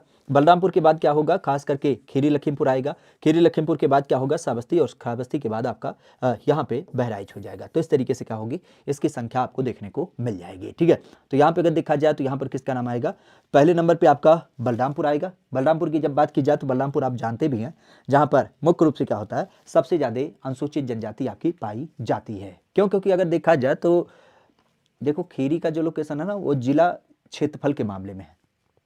खीरी जो है, खीरी जिला सबसे बड़ा है, लेकिन यहाँ जनजाति की संख्या के बारे में पूछा है। तो जनजाति की संख्या ज्यादा मात्रा में कहाँ पाई जाती है, कि आपके जो तराई के रीजन है बलरामपुर बहराइच। और बलरामपुर हम इस कारण से कह रहे हैं क्योंकि आप ध्यान रखिएगा बलरामपुर में ही क्या किया गया था, अभी निजी संग्रहालय स्थापित किया गया था। बहराइच जिले की जब बात की जाए तो बहराइच में क्या किया गया था, बहराइच में आप भी जानते हैं कि इनके लिए जो एक संग्रहालय होता है, इनके लिए जो त्योहारों वगैरह का प्रबंधन होता है, इन सब की जब बात की जाए तो इन सब का नाम आपको देखने को मिल जाता है। ठीक है, तो इस चीज को ध्यान रखिएगा। क्लियर, सी होगा। चलो, खीरी लखीमपुर, खीरी लखीमपुर, वैसे खीरी लखीमपुर की जब बात की जाए तो यहाँ पर क्या है, इनके लिए एक विद्यालय भी स्थापित किया गया है। ठीक है, ये भी ध्यान रखिएगा। खीरी लखीमपुर की जब बात की जाए तो इनके लिए क्या है, एक महाविद्यालय भी आपका स्थापित किया गया है जनजातियों के लिए। और इस विषय को लेकर के हम थोड़ा सा यहाँ पे पुष्टि कर सकते हैं कि महाविद्यालय कहाँ पे स्थापित होगा, शुद्ध रूप से जहाँ पे ज़्यादा मात्रा में लोग होंगे। ठीक है, जहाँ पे ज़्यादा मात्रा में लोग होंगे वहीं पर तो उनकी सुविधाओं का प्रबंधन किया जाएगा। तो इसका मतलब क्या हो जाएगा कि खीरी लखीमपुर में सबसे ज़्यादा निवास करती हैं, और उसके बाद फिर बलरामपुर में, फिर आपका बहराइच में और श्रावस्ती में फिर उसके बाद होगा। ठीक है, तो ये खास ध्यान रखिएगा। क्लियर, आगे बढ़ते हैं। कहा जा रहा है कि निम्नलिखित में से सर्वाधिक जनजातीय जनसंख्या वाला जिला कौन सा है। सबसे ज्यादा जनजाति जनसंख्या की जब बात की जाए तो यह नाम आपको देख मिलता है, समझ होता है सोनभद्र, मिर्जापुर, खीरी या फिर बिजनौर में। अब देखिए जनजाति की जब बात की जाए तो जनजातियों के लिए मुख्य रूप से ध्यान रखिएगा, आज हमारी यूपी में पहली बात तो ये ध्यान रखिएगा, कुल 12 जनजातियां निवास करती हैं। कुल 12 जनजाति क्या करती हैं, निवास करती हैं। और कुल 12 जनजाति के परिप्रेक्ष्य में अगर देखा जाए, यहाँ पे आप जानते भी हैं कि अगर देखा जाए तो सबसे बड़ी जनजाति कौन सी होती है, तो सबसे बड़ी जनजाति का जो नाम आता है वो आपने सदैव सुना होगा थारू के रूप में। ठीक है, तो थारू जनजाति की जब बात की जाए तो थारू जनजाति सबसे बड़ी मानी जाती है। अच्छा, अब थारू सबसे बड़ी मानी जाती है तो इसी परिप्रेक्ष्य में एक नाम और ध्यान रखिएगा कि यहाँ पे थारू सबसे बड़ी होती है और 12 जनजातियां पाई जाती हैं। मुख्यतः अगर देखा जाए तो इनकी संख्या सबसे ज्यादा कहाँ पे, तो सोनभद्र का नाम ध्यान रखिएगा जहाँ पे सबसे ज्यादा। और बागपत की जब बात की जाए तो बागपत में क्या होता है, बागपत में इनकी संख्या न्यूनतम पाई जाती है। तो फिर यहीं पर अगर देखा जाए तो एक नाम और ध्यान रखिएगा, किसके बारे में, अयोध्या के बारे में, और अयोध्या के अलावा जलौन के बारे में। क्योंकि यहाँ की जब बात की जाए तो यहाँ पे नाम ध्यान रखिएगा क्योंकि यहाँ पर कोई भी जनजाति नहीं पाई जाती है। ठीक है, तो जनजातियों की जब बात की जाए तो अयोध्या और अयोध्या के अलावा जलौन, इनमें कोई भी जनजाति नहीं पाई जाती है। अब यहाँ पे सबसे ज्यादा जनजाति कहाँ पाई जाती है, तो आप कह सकते हो कि सोनभद्र में सबसे ज्यादा जनजाति पाई जाती है। और कई बार हमने बताया कि यूपी की जनजाति की जब बात की जाए तो यूपी की जनजाति क्या होती है, यह थारू होती है। अच्छा, सामान्य बोलचाल में हमने 12 जनजाति की बात की है। ठीक है, अगर यहाँ पे देखा जाए तो यहाँ पे क्या है, सामान्य शब्दों में हमने बताया कि हमारी यूपी में 12 जनजाति हैं। लेकिन अगर पूछता है कि केंद्र की जो सूची है उसमें कितने हैं, तो उसके संदर्भ में ध्यान रखिएगा, अगर हम बात करें तो पहली बार 1967 में 5 जनजातियां शामिल की गई थी। बाद में 2003 में क्या किया गया, इसमें आपकी 10 जातियां ऐड की गई। तो इस दशा में क्या हो जाता है, केंद्र की जो सूची होती है उसमें 15 जनजातियां होती हैं। अब आप कहेंगे 15 लगाएंगे कि 12 लगाएंगे। देखिए क्वेश्चन को थोड़ा सा समझिएगा, अगर ये पूछता है केंद्र सूची को लेकर के तो वहां तो 15 ही होगा, लेकिन यूपी में मुख्य रूप से 12 जनजाति पाई जाती हैं। उसका रीजन ये है क्योंकि 1967 में जब 5 जातियां ऐड की गई थी तो उस टाइम पे हमारा उत्तराखंड भी था, लेकिन आज आप वर्तमान जानते हैं कि उत्तराखंड का बंटवारा हमारी यूपी से हो गया है। तो कुछ मेजर जो जनजातियां, चूंकि जनजातियां कह सकते हो कि कहाँ पे रहती हैं, पहाड़ी एरिया पे रहती हैं, मतलब उत्तराखंड में मुख्य रूप से निवास करती हैं। तो जब उत्तराखंड का बंटवारा हुआ तो हमारे यहाँ पर केवल थारू और बुक्सा बची, तो फिर बाकी कहाँ पे चली गई, आपके उत्तराखंड में चली गई। तो सामान्य अवस्था में जब हम आज के संदर्भ की बात करें तो आज के संदर्भ में हमारे यहाँ पर मुख्यतः केवल 12 जनजातियाँ पाई जाती है, लेकिन केंद्र सूची में अभी भी क्या है, वही नाम आपको देखता है, तो 15 जनजातियों के नाम आते हैं। तो कई बार आपने कुछ पुस्तक में ऐसे देखे होंगे नाम, तो उसे थोड़ा सा ध्यान रखिएगा कि केंद्र सूची के अनुसार 15 ही हैं, वो गलत नहीं है, लेकिन उसका सीन क्या है, उसका सीन ये है कि 3 जनजातियाँ चली गई हैं उत्तराखंड में। तो अब उत्तराखंड वाले को हम थोड़ी नहीं कहेंगे, है भैया हमारे यहाँ जाते हो 2-4 मनी कम से कम संख्या हो जाती, नहीं ना, वो तो वहीं पे रहेंगे। ठीक है, यहाँ पे अब हमारे यहाँ पर मूल जो है वो 12 ही हैं। ठीक है, जैसे समझिएगा आपके घर में आपके चाचा और पिताजी 2 लोग साथ रहते हैं, राशन कार्ड एक ही बना है, घर में बंटवारा हो गया तो चूल्हे दोनों का अलग अलग बनने लगा और घर का मुहारा एक का खुलता है। तो जब भी कोई बाहरी व्यक्ति देखता है, कहा हो, कहा हाल चाल, बढ़िया बढ़िया भैया, बाहर के लिए आप क्या हैं, सभी लोग एक साथ हैं और अंदर क्या है, बंटवारा है। ठीक है, तो वही सीन आपके क्या हो जाता है, वहाँ पे देख मिलता है कि हमारा उत्तराखंड के साथ बंटवारा हो गया है, लेकिन समाज की दुनिया में मतलब केंद्र के लिए हम लोग जनजातियों के रूप में क्या है, एकाग्रचित है। ठीक है, खैर यहाँ पे देखा जाए तो यहाँ पे बात आ रही है कि जनसंख्या के दशकीय वृद्धि, जनसंख्या की दशकीय वृद्धि दर की जब बात की जाए तो ये सबसे ज़्यादा हमें देख मिलती है, जनसंख्या की दशकीय वृद्धि। आज अगर इसकी बात की जाए तो यह नाम हमें देख मिलता है 1961 से 71 के दशा में, 1981 से 91 की दशा में, 1971 से 81 के दशा में, या फिर अगर देखा जाए तो 1991 से 2091 के बीच में। ठीक है, अगर इसकी बात की जाए तो यह नाम आपको दिख मिलता है। नाम के रूप में अगर देखा जाए तो यह संबंधित हो जाता है। अगर इस विषय की बात की जाए तो इस विषय का संबंध हमें देखने को मिलता है। और भैया कम से कम एक काम कर दो हैं, ठीक है, 1 घंटा हो भी रहा, क्लास में जुड़े हो तो इस क्लास को लाइक हो अपने दोस्तों मित्रों के पास साझा कर दिया करो, इतना बेकार भी नहीं होता, क्लास अच्छा होता है, बेहतर होता है। ठीक है, चलो यहाँ पर हम किसकी बात करें, यूपी के परिप्रेक्ष्य में।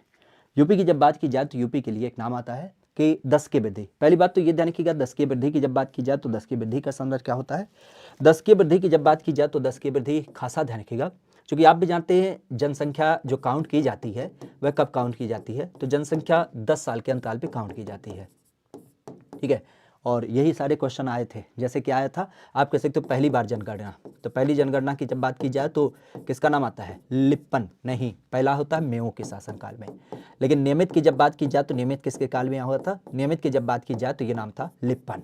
और खासा अगर देखा जाए तो जनगणना कौन कराता है, तो आप भी जानते हैं किस एक परिप्रेक्ष्य में। जनगणना की जब बात की जाए तो यह गृह मंत्रालय का विषय होता है, और खासा अगर देखा जाए तो यहाँ पर एक विभाग होता है जिनको हम कहते हैं जनगणना विभाग, और जनगणना विभाग का जो व्यक्ति होता है उसे क्या कहा जाता है, तो उसे जनगणना आयुक्त के रूप में भी नाम दिया जाता है। ठीक है, यही सारे तो क्वेश्चन पूछे गए थे, अब पढ़ोगे तो बिल्कुल अच्छी तरीके से आपको कंठस्थ हो जाएगा, ऐसा नहीं है। ठीक है, ये सारे फैक्ट ही होते हैं। तो अगर देखा जाए तो जनसंख्या 10 साल के अंतराल पे काउंट की जाती है, पहली बार मेओ के शासनकाल में, रेगुलर आपके लिप्पन के काल में, गृह मंत्रालय के अंतर्गत जनगणना आयुक्त आपको देख मिलता है। अब चूंकि 10 साल के अंतराल पे काउंट की जाती है तो वही देखा जाता है 10 साल में ओवरऑल वृद्धि क्या रही। तो यहाँ पे अगर हम वृद्धि की बात करते हैं तो वृद्धि के परिप्रेक्ष्य में जो जनसंख्या हमारे यहाँ पर सबसे ज़्यादा वृद्धि रही वह रही थी आपके 1991 से 2001 के बीच में। कब से, 1991 से लेकर के 2001 के बीच में सबसे ज़्यादा वृद्धि का एक रेट आपको दिख मिलता है। खासा अगर यहाँ पे देखा जाए तो एक चीज और ध्यान रखिएगा, आज यूपी की जब बात की जाए तो यूपी में वर्तमान रेट क्या है, तो वर्तमान रेट की जब बात की जाए 2001 से लेकर के 2021 के बीच में तो 20.23% यह आपको दिख मिलता है। ठीक है, वर्तमान की जब बात की जाए तो 20.23% क्या हो जाता है, यह नाम आपको देखने को मिल जाता है। अच्छा, एक चीज ध्यान रखिएगा, पहली बार जनगणना कब कराई गई थी, तो ये भी ध्यान रखिएगा, यह कराया गया था 1872 में, और नियमित कब कराई गई थी, तो 1881 में किया गया था। अब 10 साल पे अंतराल होता है तो आप कह सकते हो कि क्या हो जाएगा, 81 से 91, 91 के बाद 2001, नहीं 2001 कहाँ से आ जाएगा, 1901 आएगा। ठीक है, 1901 के बाद 1911, 21, 31, 41, 51। आज़ादी के बाद पहली बार कब हुआ था, तो आज़ादी के बाद पहली बार जो हुआ था वो ध्यान रखिएगा वह 51 में हुआ था। ठीक है, 1951 में। और वर्तमान में आज़ादी के बाद हमारी गणना कब हुई थी, तो 2001 में हुई थी, फिर आपका 2011 का हुआ है, आने वाले समय में 2021 के आंकड़े आपके सामने रखे जाएंगे। अब आप कहेंगे हाँ गलत बता रहे हैं, 2021 में गणना नहीं आया, आप झूठ पढ़ा रहे हैं। नहीं, झूठ नहीं बता रहे बाबू, ध्यान रखिएगा 2021 में कोरोना हो गया था, तो जब आपके घर वाले आपको घर से बाहर नहीं जाने दे रहे थे तो कैसे हम उन अधिकारियों को घर से बाहर जाने दें जिनको रिपोर्ट में नाम चढ़ाने थे। तो इसी कारण से जनगणना का कार्य 2 साल के लिए एक्सटेंड कर दिया गया था। ठीक है, तो इस चीज़ को ध्यान रखिएगा। बाकी यहाँ पे अगर देखा जाए तो आज़ादी के बाद हमारे यहाँ पर कितनी जनगणना हो चुकी है, तो 2011 की जो हुई थी वह किस नंबर की थी, ये 7वें नंबर की जनगणना थी। इस चीज़ को भी ध्यान रखिएगा। ठीक है, ये भी काफ़ी महत्वपूर्ण होता है। आगे की बात करें तो क्या नाम आता है, 2001 से 2011 की अवधि में उत्तर प्रदेश की जो दशकीय जनसंख्या की वृद्धि दर रही वह क्या रही। देखिए, अब जनसंख्या के दशकीय वृद्धि की बात की जाए तो ये कितना हो जाता है, तो मुख्य रूप से ध्यान रखिएगा यहाँ पे हो जाता है, कौन सा होगा, अब यहाँ पे अगर देखा जाए तो यहाँ पे वास्तविक रूप से अभी हमने देखा कितना है, 20.23% है। अब ऑप्शन के अनुसार अगर देखा जाए तो 20.23 तो कोई नहीं है, लेकिन हाँ थोड़ा सा मिलता जुलता अगर हम कहें तो कौन सा ऑप्शन कहोगे, कोई नहीं करेंगे, कन्फ्यूज ना करिए, ठीक है। मास्टर साहब आप बहुत गलत करते हो, कन्फ्यूज ना करिए, ठीक है। तो इस चीज़ को हम क्या करते हैं, यहीं पर समाप्त कर देते हैं। हमारी यूपी की जो वर्तमान जनसंख्या क्या है, 10 की वृद्धि, तो 10 की वृद्धि की जब बात की जाए तो 10 की वृद्धि एग्जैक्ट याद रखिए, कन्फ्यूज मत होइए, ठीक है। कोई भी ऑप्शन इससे मिलता जुलता नहीं है, एग्जैक्ट जो है वो क्या है 20.23% है, ठीक है। कहें कि आपको परीक्षा में खेला नहीं करना है, ठीक है। ये थोड़ा सा गड़बड़ इस कारण से है क्योंकि आप देख सकते हैं कि ये आंकड़े का संदर्भ जो था 2001 से 2011 के बीच में पूछा गया है, और ये कब पूछा गया था, 2009 के प्रश्न पत्र में पूछा गया था, ठीक है। तो एक्चुअली सीन क्या होता है ना, जनगणना के दो चीज़ें आती हैं, एक होता है प्रिडिक्शन, ठीक है, जैसे हमने कहा कि अगले साल हम क्या करेंगे, 5 करोड़ रुपया कमाएंगे, ये हमारा प्रिडिक्शन है। और अगले साल जब हम अंतिम में पहुंचते हैं और झोरी में हाथ डाल के निकाल के देखते हैं 25 पैसा हाथ में आया है, तो ये हमारी वास्तविकता है। तो यही सीन होता है कि जनगणना के लिए प्रिडिक्शन किया जाता है। खेती बाड़ी आप लोग करते हैं, किसानी बढ़िया अच्छा दान चावल कुल लगाते हैं, खाद बिया डालते हैं, सिंचाई उचाई करते हैं, लेकिन एक समय के बाद क्या होता है, फसल ये लूट जाता है, तो उत्पादन क्या हो जाता है, घाटा हो जाता है। तो वही सीन यहाँ पे होता है कि प्रेडिक्शन किया गया कि इतना लोकेशन है, और इस परिप्रेक्ष्य अगर देखा जाए तो इस परिप्रेक्ष्य जो वास्तविकता होती है वो क्या हो जाती है, थोड़ा सा अंतर हो जाता है, ठीक है। तो एक प्रेडिक्शन का संदर्भ होता है और एक होता है वास्तविक संख्या, ठीक है। तो यहाँ पे अगर देखा जाए तो 20.23 जो है वह आपको देख मिलता है। खैर यहाँ पे अगर देखा जाए तो 2011 की गणना के अनुसार आज बालिका शिशु की जब बात की जाए तो इनकी संख्या प्रति 1000 पे क्या है, और शायद लिंगानुपात के लिए एक क्वेश्चन आपके यूपी में देखने को मिलता है, ठीक है। अगर हम यूपी की बात करें तो यूपी में क्या होता है, यह एक नाम भी देख मिलता है कि वर्तमान अगर देखा जाए तो लिंगानुपात यहाँ पे पूछा भी गया था, किस एक विषय को लेकर के, बालिका शिशु को लेकर के।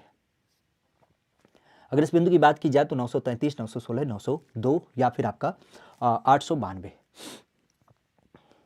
अब नाम की बात की जाए तो आप भी जानते हैं, देखिए लिंगानुपात का जो संदर्भ होता है, सेक्स रेशियो की जब बात की जाए तो इसका मतलब ध्यान रखिएगा, लिंगानुपात खासा अगर देखा जाए तो इस परिप्रेक्ष्य में पहली बात आती है कि हमारे यहाँ पर दो कैटेगरी होती है। पहली बात तो ये ध्यान रखिएगा कि संख्या जो रखी जाती है वो 1000 पुरुष के परिप्रेक्ष्य हम लोग क्या देखते हैं, कितनी महिलाएं आपकी क्या करती हैं, संख्या में निवास करती हैं।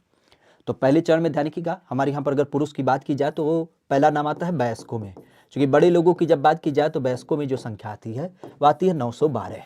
लेकिन जब हम बच्चों की बात करते हैं 0 से 6 वर्ष के बच्चे, तो इनमें जो लिंगानुपात होता है वह कितना होता है, वह आपको 902 देख मिलता है। सीन क्या है कुछ आप भी जानते हैं, हाँ तो पहली बात होती है पुरुष सत्ता, दूसरा होता है गर्भ में डेथ हो जाना, इवन आप कह सकते हो कि भ्रूण हत्या वगैरह, तो इस दशा में यह संख्या होती है। वयस्कों की जब बात की जाए तो वयस्कों में जो लिंगानुपात है सबसे ज्यादा कहाँ पे है, तो आपको जौनपुर में देख मिलता है, और सबसे कम कहाँ पे है, तो आपके बागपत में देख मिलता है, ठीक है। और इसी तर्ज पर अगर देखा जाए तो यहाँ पर क्या होता है, ये बागपत नहीं बलराम गौतम बुद्ध नगर होगा, ठीक है।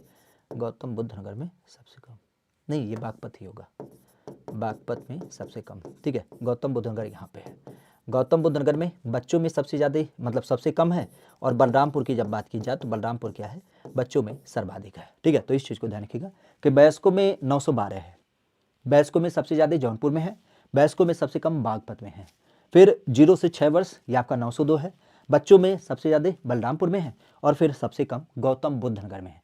गौतम बुद्ध नगर आप इससे रिलेट करिएगा क्योंकि गौतम बुद्ध नगर काफ़ी पढ़ा लिखा जिला है, टेक्नोलॉजी से युक्त जिला है। तो टेक्नोलॉजी वाले जिले क्या करते हैं, भ्रूण हत्या करने में इनका ही सबसे बड़ा योगदान है, क्योंकि गए भ्रूण की जांच करा लिया, अगर बिटिया हुई तो उसे वहीं पर ख़त्म कर दिया, ठीक है। तो ये सीन आपको यहाँ पे देख मिलता है, ठीक है। तो यहाँ पर हम किसकी बात करें, आपके बालिका शिशु की संख्या 1000 बालक पे, तो साफ साफ शब्दों में लिखा है बालक शिशु, शिशु मतलब छोटे बच्चों को लेकर के, तो ये कितना होगा 902 आपको देख मिल जाएगा। खैर 2011 की जनगणना के अनुसार उत्तर प्रदेश में जिलों की जब बात की जाए तो जिलों में किस एक जिले में ग्रामीण क्षेत्र में रहने वाले जो लोगों की संख्या है वह अधिकतम आपको दिख मिलती है। हमारे यहाँ पर जब हम बात करते हैं ग्रामीण क्षेत्र में रहने वाले लोगों की संख्या, अब यह संबंध होता है इलाहाबाद, हमीरपुर, बनारस या फिर आपके उन्नाव में। कौन सा लोकेशन है जहां पे इसका नाम प्रमुख रूप से देखने को मिल जाता है, कौन सा एक ऐसा लोकेशन है जहां पे एक अच्छी खासी संख्या क्या होती है, आपके बच्चों की आपको देखने को मिल जाती है। क्षेत्र में रहने वाले संख्यों की संख्या अधिकतम है। अब देखा जाए तो इस परिप्रेक्ष्य में हाँ, मुखबिर योजना इसी से चालू की गई है, बिल्कुल आपने सत्य कहा। तो ग्रामीण क्षेत्र की जब बात की जाए तो शुद्ध रूप से क्या होगा, प्रयागराज। ध्यान रखिएगा, क्योंकि प्रयागराज की जब बात की जाए तो प्रयागराज का संदर्भ क्या है, प्रयागराज की जब बात की जाए तो आज यूपी में सर्वाधिक लोग क्या करते हैं, निवास करते हैं। तो जब हम सर्वाधिक की बात करते हैं तो सर्वाधिक लोग कहाँ पे निवास करते हैं, सर्वाधिक लोग आपके प्रयागराज में निवास करते हैं। ठीक है, तो सर्वाधिक लोग आपके प्रयागराज में निवास करते हैं। और इसी इलाहाबाद की जब बात की जाए तो इसी इलाहाबाद का नाम ध्यान रखिएगा, क्योंकि यहाँ पर सर्वाधिक क्या हो जाते हैं, पुरुष निवास करते हैं। अच्छा, पुरुष के अलावा अगर देखा जाए तो पुरुष के अलावा महिला भी यहीं पे निवास करती हैं। तो इनका जो केचा बेचा होगा वो कहाँ पे रहेगा, सीधी सी बात है। तो आप कह सकते हो कि अगर इनकी बात की जाए तो इसके अलावा बच्चों की जब बात की जाए तो बच्चों की भी संख्या सबसे ज्यादा क्या होती है, प्रयागराज में होती है। तो आप कह सकते हो कि पुरुष महिला बच्चे ये सब आपके प्रयागराज में सबसे ज्यादा निवास करते हैं। एक चीज और ध्यान रखिएगा, ग्रामीण क्षेत्र की जनसंख्या सबसे ज्यादा आपके प्रयागराज में निवास करती है, लेकिन संख्या के आधार पे अगर हम परसेंटेज की बात करेंगे तो वो श्रावस्ती लोकेशन में होता है। अच्छा, एक नाम और ध्यान रखिएगा, गौतम बुद्ध नगर जिला, क्योंकि गौतम बुद्ध नगर जिले की जब बात की जाए तो यहाँ पे क्या होता है, सबसे कम ग्रामीण लोग निवास करते हैं। क्योंकि गौतम बुद्ध नगर जिला अपने आप में कह सकते हो कि ये प्रपोज्ड जिला है, मतलब शहरीकरण का एक उच्च स्तर यहाँ पे मानक को व्यवस्थित किया गया है। तो कहीं जो छोटका मोटका लोकेशन छूट गया है वहीं पर गांव देहात के लोग रहते हैं, नहीं तो लगभग सारा एरिया क्या है, अपने आप में शहरीकृत है। ठीक है, तो गौतम बुद्ध नगर में सबसे कम। खैर, कहा जा रहा है कि उत्तर प्रदेश की जनसंख्या अधिक है। कई बार आपकी तुलना की जाती है ना, उत्तर प्रदेश की जनसंख्या आज विश्व के देश की कई सारी जनसंख्या के बराबर आपको दिख मिलता है। और इसका एक छोटा सा एग्जाम्पल अभी हमने देखा था, किसके परिप्रेक्ष्य में, जब यूपी पुलिस का पेपर हुआ था। यूपी पुलिस के परिप्रेक्ष्य में आपके राज्य सरकार के द्वारा यह बताया गया था कि भैया हम लोग विश्व रिकॉर्ड बनाने जा रहे हैं। ये जो 50 लाख से ज़्यादा युवा इस परीक्षा में शामिल होंगे, और इस 50 लाख के नाते हम कह सकते हैं कि करीब करीब आपके 110 देशों से ज़्यादा की जनसंख्या हमारे यहाँ पर निवास करती है। अब यहाँ पे अगर देखा जाए तो यहाँ पे होगा क्या, देखिए एक चीज ध्यान रखिएगा, रूस, आज रूस की जब बात की जाए तो रूस क्या है, एरिया में सबसे ज्यादा बड़ा है। ठीक है, एरिया में रूस सबसे ज्यादा बड़ा है, लेकिन जनसंख्या के परिप्रेक्ष्य में अगर देखा जाए तो जनसंख्या के मामले में क्या होगा, जनसंख्या के मामले में आपने सुना होगा रूस बड़ा नहीं है। ठीक है, हाँ, यहाँ पे अगर देखा जाए तो यहाँ पे इंडोनेशिया का नाम ध्यान रखिएगा, क्योंकि इंडोनेशिया की जब बात की जाए तो इंडोनेशिया की जनसंख्या भारत से ज्यादा होती है, लेकिन मुख्य रूप से अगर देखा जाए तो हमारी जनसंख्या इन सारे देशों से क्या है, सबसे ज्यादा है। और जब हम बराबरी की बात करते हैं, मतलब हम यूपी की बात करें तो यूपी की जनसंख्या 19,98,12,341 है।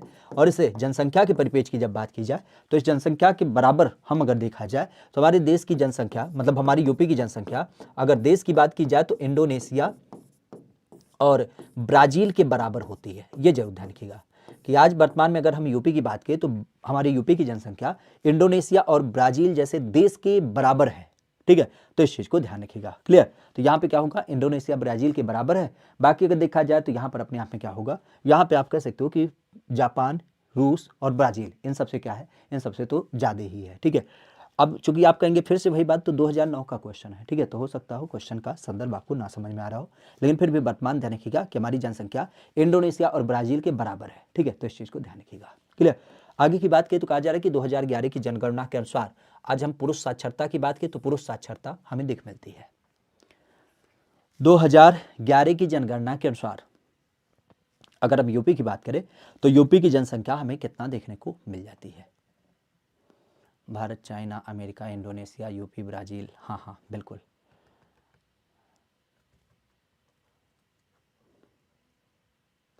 हम किसकी बात करें, उत्तर प्रदेश के परिप्रेक्ष्य में। उत्तर प्रदेश की जब बात की जाए तो उत्तर प्रदेश में पुरुष साक्षरता का नाम हमें देखने को मिल जाता है।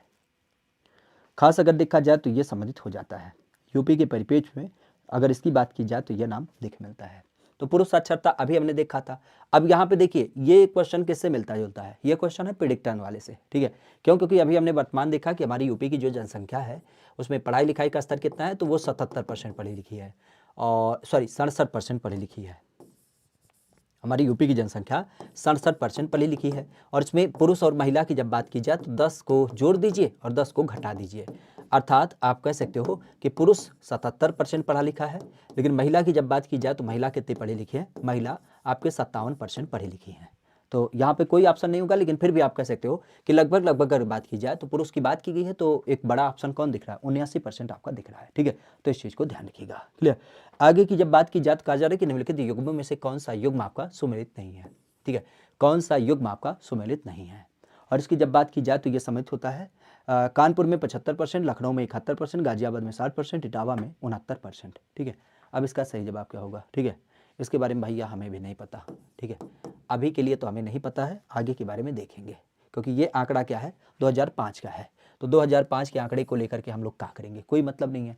2005 के लिए हमारा कोई संदर्भ नहीं है, क्योंकि आंकड़े क्या हो गए हैं 2011 के आ चुके हैं। ठीक है, चलिए यहाँ पे अगर देखा जाए तो 2011 की जनगणना के अनुसार आज उत्तर प्रदेश की जब बात की जाए तो उत्तर प्रदेश में उच्चतम साक्षरता दर वाला जिला होता है।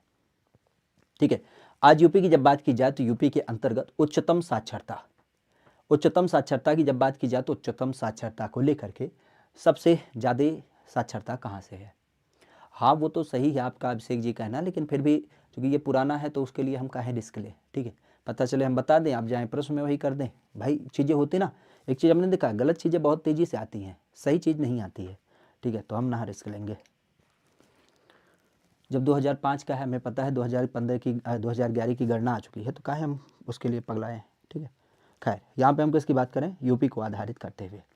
आज यूपी की जब बात की जाए तो यूपी का नाम हमें देखने को मिलता है किस एक परिप्रेक्ष्य में, खास उत्तर प्रदेश की जब बात की जाए तो उत्तर प्रदेश के परिप्रेक्ष्य में यह नाम देख मिलता है।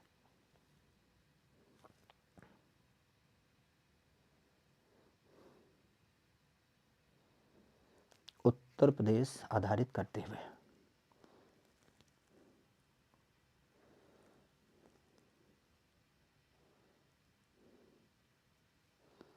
आज उत्तर प्रदेश की बात की जाए तो उत्तर प्रदेश का नाम हमें देखने को मिल जाता है। खास अगर देखा जाए तो इसका संबंध क्या होगा, उत्तर प्रदेश आधारित करते हुए अगर इस नाम की बात की जाए तो यह नाम सम्मिलित हो जाता है।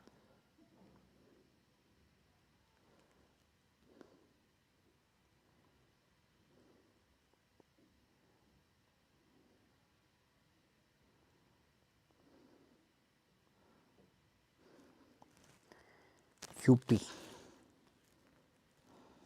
कहते ना, यूपी में काबा, यूपी में कुछ ना बा। ठीक है, खाली बड़ी बड़ी बात बा, वास्तविक जीवन में तो कुछ है ना बा। क्लियर, यहाँ पे इसका संबंध क्या होगा। ठीक है, अगर देखा जाए तो इसका संबंध क्या हो, तो ध्यान रखिएगा उत्तर प्रदेश में उच्चतम साक्षरता की जब बात की जाए तो किससे सम्मिलित होगा, तो अभी आपने देखा गौतम बुद्ध नगर। ठीक है, गौतम बुद्ध नगर में सबसे ज़्यादा पढ़ाई लिखाई का स्तर है, और श्रावस्ती की जब बात की जाए तो श्रावस्ती में क्या है, श्रावस्ती में सबसे कम पढ़ाई लिखाई का स्तर हो जाता है। ठीक है, तो इस चीज़ को ध्यान रखिएगा। आगे की बात की जाए तो कहा जा रहा है कि जनगणना 2011 के अनुसार ही खासा उत्तर प्रदेश में निम्नलिखित में से किस जिले में साक्षरता दर सबसे अधिक है। पुनः एक बार यही क्वेश्चन आ गया, तो यहाँ पर किसका जवाब करेंगे, यहाँ पर एक बार फिर से आपका गाजियाबाद गौतम बुद्ध नगर का जो लोकेशन होगा उसको इसमें चिन्हित कर लेंगे। निम्नलिखित में से किस जिले में जनगणना 2011 के अनुसार न्यूनतम साक्षरता अंकित की गई है। न्यूनतम साक्षरता की जब बात की जाए तो न्यूनतम साक्षरता की जो आंकड़े की बात की गई है वह हमें देख मिलता है मैनपुरी, बदायूं, बहराइच या फिर आपके श्रावस्ती से।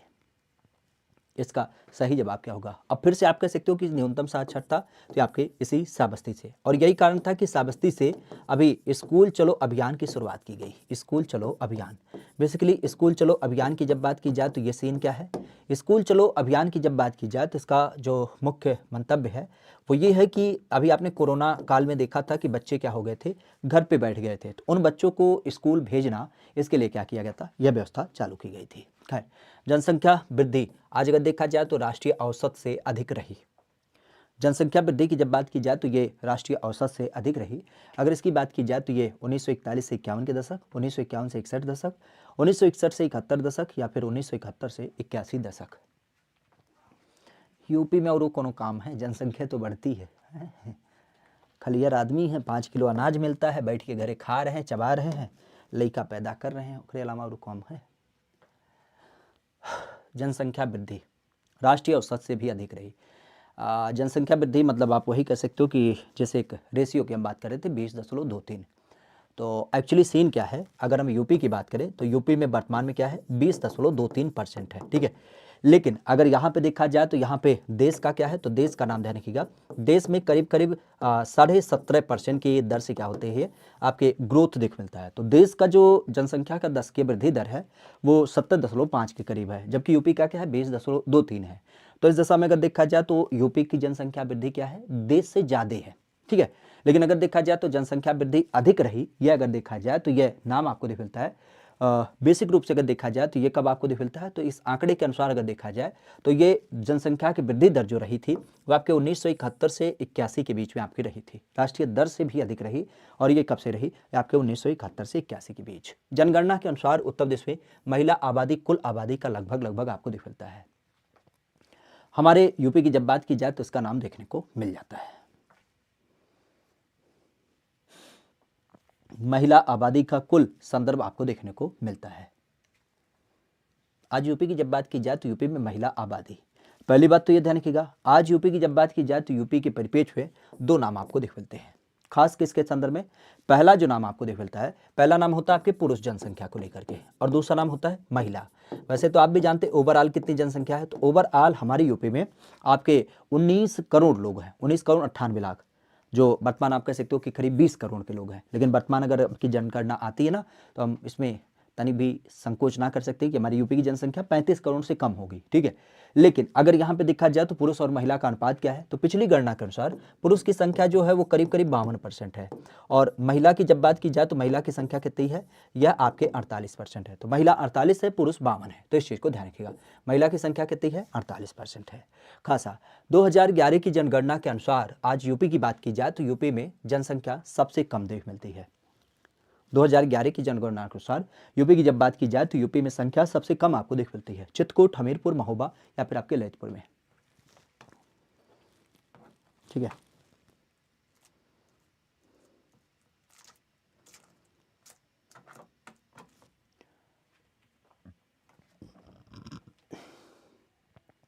दिलीप जी ऐसा दुर्वचन ना कहिए, ठीक है। भगवान करे उस जनगणना रिपोर्ट को आगे लग जाए, 2-4 महीना बाद आए, ठीक है। परीक्षा हो जाए, जो 2-4 होनी है, उसके बाद जो मन करे जितना रिपोर्ट आना आए। यही तो हमें सोच में आ रहा था। अभी शाम को हम बैठे थे अपना वो बना रहे थे मटर ना, तब तक अचानक से याद आ गया कि ससुरा अभी तो हमने रिपोर्ट कराई थी, वन रिपोर्ट है 2021 वाली, 2 साल के अंतराल पे आती है, यही बिचवा वो ना ला दे। पशु गणना आती है, हाथी गणना आती है, टाइगर गणना आती है, ऐसा ना हो सभी लोग यही बिचवा ला के नया नया रिपोर्ट डाल दे। लेकिन अब क्या कर सकते हो, प्रकृति ने जो लिखा है उसे झेलना ही पड़ेगा। हम तो बार बार चाहते हैं कि ये सब गणना याद करके हमारा एग्ज़ाम निकल जाए, बाकी नया चीज़ हमारे एग्ज़ाम तक तो नहीं है आए, ठीक है। लेकिन लेखनी है तो उससे दूर थोड़ी ना भाग सकते हो। खैर 2011 की जब बात की जाए तो उस जनगणना के अनुसार इसका संदर्भ क्या होगा, तो यहाँ पे अगर देखा जाए तो 2011 की जनगणना के अनुसार जनसंख्या में मुख्य रूप से ध्यान रखिएगा, अगर हम यहाँ पे बात करें तो जनसंख्या जो सबसे कम आपको दिख मिलती है कौन सा होगा, तो आप भी जानते हैं प्रयागराज में सबसे ज़्यादा है, और सबसे कम कहाँ पे होगा, तो सबसे कम आपके महोबा में, ठीक है। तो प्रयागराज में सबसे ज़्यादा होता है, और महोबा की जब बात की जाए तो महोबा का नाम ध्यान रखिएगा यहाँ पे सबसे कम हो जाता है, ठीक है। तो इस चीज़ को ध्यान रखिएगा, प्रयागराज सबसे ज़्यादा और महोबा सबसे कम हो जाता है, ठीक है। आगे की बात की जाए तो एक नाम आता है कि पुरुषों में जीवन प्रत्याशा क्या है, पुरुषों में जीवन प्रत्याशा। जीवन प्रत्याशा मतलब यूँ समझिएगा कि पुराने समय में आपने देखा होगा कि आपके समय में जो पूर्वज रहा करते थे, बताया जाता है कि वो 100 साल तक जीते थे, होता ना औसत अगर उम्र सीमा की बात की जाए। उससे पहले भी जो लोग रहते थे बताया जाता है कि सवा 100 साल मतलब 120 साल 130 साल तक जीते थे। आज के लाइफ स्टाइल की अगर बात की जाए तो गांव देहात में औसतन आपने देखा होगा कि व्यक्ति 70-80 साल जीता है। आने वाले समय में प्रिडिक्शन किया जाता है कि जिस तरीके से आपकी खाद्य श्रृंखला चल रही है, पोल्यूशन का लेवल है, व्यक्ति का सीन क्या होगा कि वो अधिकतम 50-60 में निपट जाएगा। उससे भी जब आगे जाएगा तो उसके बाद क्या होगा, जो वर्तमान की दैनिक अवस्था है उसमें कह सकते हो कि कभी भी हार्ट अटैक आ जाए, क्या कह सकते हो। आजकल आपने देखा होगा ना, दुनिया भर में कोई नाच रहा है, कोई खा रहा है, कोई कुछ कर रहा है, कोई जश्न मना रहा है, ठीक है। हार्ट अटैक कब आ जाए, कौन सी हृदय की गति रुकने का समय काल है। लेकिन अगर हम इस औसत जीवन प्रत्याशा की बात की जाए, मतलब एक अधिकतम उम्र सीमा जो व्यक्ति यहाँ पे निवास करता है, अगर उसको हम नियमित रूप से देखें तो वह कितना होता है, तो खासा अगर देखा जाए तो यहाँ पर क्या होगा 63.5, 58.5, 62.5 या फिर आपके 57 वर्ष, यह संबंधित आपको देखने को मिलता है। यह संबंधित आपको देखने को मिल जाता है। तो जीवन प्रत्याशा आपको देख मिलती है। अब जीवन प्रत्याशा की जब बात की जाए तो वही हमने कहा कि एक औसत उम्र सीमा, ठीक है, एक औसत उम्र सीमा। औसत कैसे निकाला जाता है? तो औसत निकाला जाता है मेजॉरिटी के आधार पे, कि जैसे मान लेते हैं कि एक गांव में 1000 लोग रहते हैं, तो हमने क्या किया कि 100 लोगों की काउंटिंग कर ली कि ये चाचा कब इनकी डेथ हुई थी, बाबा जी कब गए थे, वो बुढ़ऊ काका कब गए थे, वो खोखियाहू काका कब गए थे। हाँ, तो इस तरीके से हमने 8-10 लोगों के आंकड़े को कलेक्ट किया और उसके बाद एक औसत निकाल लिया कि कब इनकी डेथ हुई थी। तो इस दशा में अगर देखा जाए तो यहाँ पे जो जवाब आता है वह आता है 63.5, ठीक है, 63 नहीं 62 है, ठीक है, 62.5 की जब बात की जाए तो 62.5 क्या होता है, यह इसकी संख्या आपको देखने को मिल जाती है। ठीक है, आगे की बात की जाए तो एक नाम आता है कि 2011 की जनगणना के अनुसार उत्तर प्रदेश के परिप्रेक्ष्य में जनसंख्या सबसे ज़्यादा पाई जाती है, इसमें तो कोई संशय नहीं है। ठीक है, तो जनसंख्या के मामले में हमारा यूपी क्या करता है, पहला स्थान रखता है, 19,98,12,341। और इस जनसंख्या के नाते हमारे यूपी का जो संदर्भ होता है वो क्या होता है, पहला आता है। और कुल जनसंख्या देश के परिप्रेक्ष्य 16.51% क्या होती है, ये आपको देख मिलती है। 16.51% की जब बात की जाए तो ये जनसंख्या हमारे यूपी की निवास करती है। ठीक है, क्लियर। आगे की जब बात की जाए तो एक नाम आता है कि उत्तर प्रदेश में जनसंख्या नियंत्रण, स्थिरीकरण और कल्याण विधेयक जो 2021 आया, उसके परिप्रेक्ष्य क्या एक बिंदु है। इस विधेयक का उद्देश्य 2026 तक जन्म दर 2.1% करना है। वर्तमान राज्य का प्रजनन दर जो 2007 है उसे क्या करना है, उसे व्यवस्थित करना है। तो इस कोड के आधार पे क्या सही जवाब होगा, इसके आधार की जब बात की जाए तो ये आपको दिख मिलता है। फीमेल की क्या है, फीमेल की थोड़ी सी डाउन है, फीमेल का थोड़ा सा डाउन है इन द सेंस आप कह सकते हो ये लगभग 59 के करीब है, 59 मतलब 60 से भी कम है। और उसके पीछे कारण है थोड़ा सा, एक तो घर का कल्चर और दूसरा विभिन्न प्रकार की बीमारियाँ। और सबसे ज़्यादा बीमारी होती है महिलाओं को गर्भावस्था को लेकर के, जब बच्चे का जन्म वगैरह होता है तो आपने देखा होगा विभिन्न प्रकार की मम्मा की डेथ वगैरह हो जाती है। और कुछ सीन ऐसे होते हैं जहाँ पे स्वास्थ्य की समस्या कह सकते हैं, कि जैसे मान लेते हैं, एक छोटा सा एग्जांपल देखिए कि घर के जो पुरुष होते हैं अगर उनकी बीमारी होती है तो तुरंत उनकी दवा करा दी जाती है, लेकिन जो महिलाएं होती हैं अरे क्या करेंगी, हाँ खांसी नहीं आ रहा नखरा कर रही हैं, जबकि वास्तविक रूप से ऐसा सीन होता है। तो ये भी थोड़ा सा एक उदाहरण देख मिलता है। ठीक है, तो थोड़ा सा अभी हमारे यहाँ का एक कल्चर जो रिजिड है उस कारण से महिलाओं की जीवन प्रत्याशा थोड़ी डाउन है। खैर, यहाँ पे अगर देखा जाए तो जनसंख्या नियंत्रण, पहली बात तो ये ध्यान रखिएगा, हमारे यहाँ पर देखा जाए तो हमारे यहाँ पे आपने सुना होगा कि 11 जुलाई ये क्या होती है, आपके विश्व जनसंख्या दिवस के रूप में मनाई जाती है। शायद ये क्वेश्चन में आया भी था। ठीक है, विश्व जनसंख्या दिवस की जब बात की जाए तो ये 11 जुलाई को आपका मनाया जाता है। और इसी दिवस पे हमारे यहाँ पर ये विधेयक लाया गया था, हालांकि इससे पहले भी आपके 2001 में आया था। तो वर्तमान में अगर देखा जाए तो वर्तमान में ये दोनों तथ्य क्या हो जाते हैं, आपके गलत हो जाते हैं, ना तो एक ना तो दो। सरकार की जब बात की जाए तो सरकार के परिप्रेक्ष्य 2026 तक जन्म दर खास करके अगर देखा जाए तो इसे करना, इसे और भी कम करने की सरकार की जरूरत है। और यहाँ पे अगर देखा जाए तो वर्तमान राज्य का जो प्रजनन दर है वो भी आपका इसमें क्या होता है, गलत हो जाता है। ठीक है, तो यह अपने आप में खास देखने मिलता है। खैर, कहा जा रहा है कि निम्नलिखित में से किस एक जनपद में हमें क्या देख मिलती है, अगरिया जनजाति देख मिलती है। ठीक है, अगरिया जनजाति की जब बात की जाए तो अगरिया जनजाति आपके निवास करती है। ठीक है, अच्छा अगरिया जनजाति आ गई है तो अब एक काम हम यहीं पे करते हैं। ठीक है, खास करके अगरिया जनजाति के बारे में कि अगरिया जनजाति कहाँ पे निवास करती है। अगर इसकी बात की जाए तो इसका संबंध हो जाता है, अगरिया जनजाति कहाँ पे निवास करती है। गाजियाबाद में, मिर्जापुर में, गाजीपुर में या फिर सोनभद्र में। नहीं कुछ आता है कुछ ना, ये ध्यान रखिएगा सोनभद्र, क्योंकि आज यूपी की जब बात की जाए तो यूपी में सबसे पहली बात ध्यान रखिएगा कि सर्वाधिक जनसंख्या कहाँ पे निवास करती है, ये सोनभद्र में निवास करती है।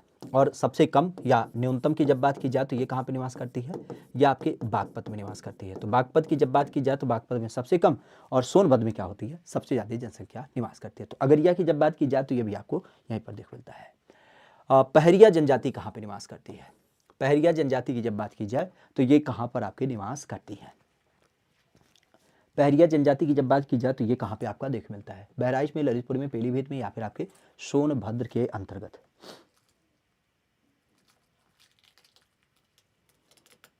किसका नाम आता है हमारे यूपी के परिप्रेक्ष्य में, खास करके जब हम बात करते हैं पहरिया जनजाति। पहरिया जनजाति की जब बात की जाए तो पहरिया जनजाति हमें देखने को मिलता है। आज पहरिया जनजाति की जब बात की जाए तो इसका संबंध क्या होता है, पहरिया जनजाति। पहरिया जनजाति की जब बात की जाए तो फिर से एक बार ध्यान रखिएगा, ये कहाँ पे हो जाएगी, यह सोनभद्र में ही हो जाएगी। ठीक है, आगे की जब बात करें तो एक नाम आता है कि उत्तर प्रदेश में जनजातियों के अंतर्गत कहाँ पर बहु विवाह व्यवस्था देख मिलती है। बहु विवाह मतलब ध्यान रखिएगा कि होता नहीं है, गांव देहात में आपने देखा होगा कि कोई कोई व्यक्ति क्या करता है, एक से ज़्यादा शादी करता है, मतलब 2 शादी 3 शादी। तो वही कहा जा रहा है कि बहु व्यवस्था कहाँ पे होती है, ये जौनसारी में, राजी में, भोक्सा में या फिर आपके कोरवा में। देखिए हमारे यहाँ पर एक जनजाति है जिसका नाम है थारू। थारू में विवाह के 2-3 प्रचलन देख मिलते हैं।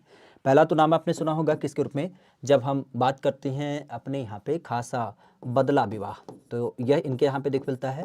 और बदला विवाह के अलावा अगर देखा जाए तो इनके यहाँ पे विधवा विवाह देख मिलता है। ठीक है, विधवा विवाह की जब बात की जाए तो विधवा विवाह का नाम देख मिलता है। ठीक है, और इसके अलावा अगर देखा जाए तो पक्की पोढ़ी वगैरह का भी संबंध आपने देखा होगा। ठीक है, तो पक्की पोढ़ी वगैरह जो विवाह से आपके संबंधित एक प्रक्रिया देख मिलती है। ठीक है, इवन अगर देखा जाए तो विधवा विवाह के समय पर दिया जाने वाला भोज, आपने लठ भरवा भोज का नाम सुना होगा। ठीक है, लठ भरवा भोज। शादी की जब बात की जाए तो शादी हमारे यहाँ पर 2 कल्चर आपको दिख मिलती है। एक नाम आपने सुना होगा, एक होता है बहुपत्नी विवाह। ठीक है, एक कहते हैं जिसको कहा जाता है बहुपत्नी विवाह, जिसमें क्या होता है, कई सारी पत्नी रखने का कल्चर है। और एक होता है बहुपति विवाह, अर्थात यहाँ पे एक ही महिला का क्या होता है, कई सारे पति के साथ क्या हो जाती है, शादी हो जाती है। तो अगर यहाँ पे देखा जाए तो बहु विवाह का संदर्भ जो है, मतलब आप कह सकते हो कि बहु विवाह मतलब जिसमें कई सारे विवाह कह सकते हो होते हैं, अगर उसकी बात की जाए तो वह जौनसारी, राजी, भोक्सा या फिर आपके कोरवा में, यह नाम आपको मिलता है। तो मुख्यतः अगर देखा जाए तो ये ध्यान रखिएगा जौनसारी के अंतर्गत। ठीक है, जौनसारी। पॉलीगैमी की जब बात की जाए तो यह नाम देखने को मिल जाता है। पक्की फोड़ी गजब है, पक्की पोढ़ी है, फोड़ी नहीं लिखा है। ठीक है, तो यहाँ पे ध्यान रखिएगा जौनसारी में बहु विवाह प्रथा आपको बेसिक देखने को मिलता है। ठीक है, आगे की बात की जाए तो कहा जाता है कि उत्तर प्रदेश में जनसंख्या सबसे ज्यादा जो पाई जाती है वह जनजाति कौन सी है। उत्तर प्रदेश में खासा अगर देखा जाए तो यह नाम आपको देख मिलता है।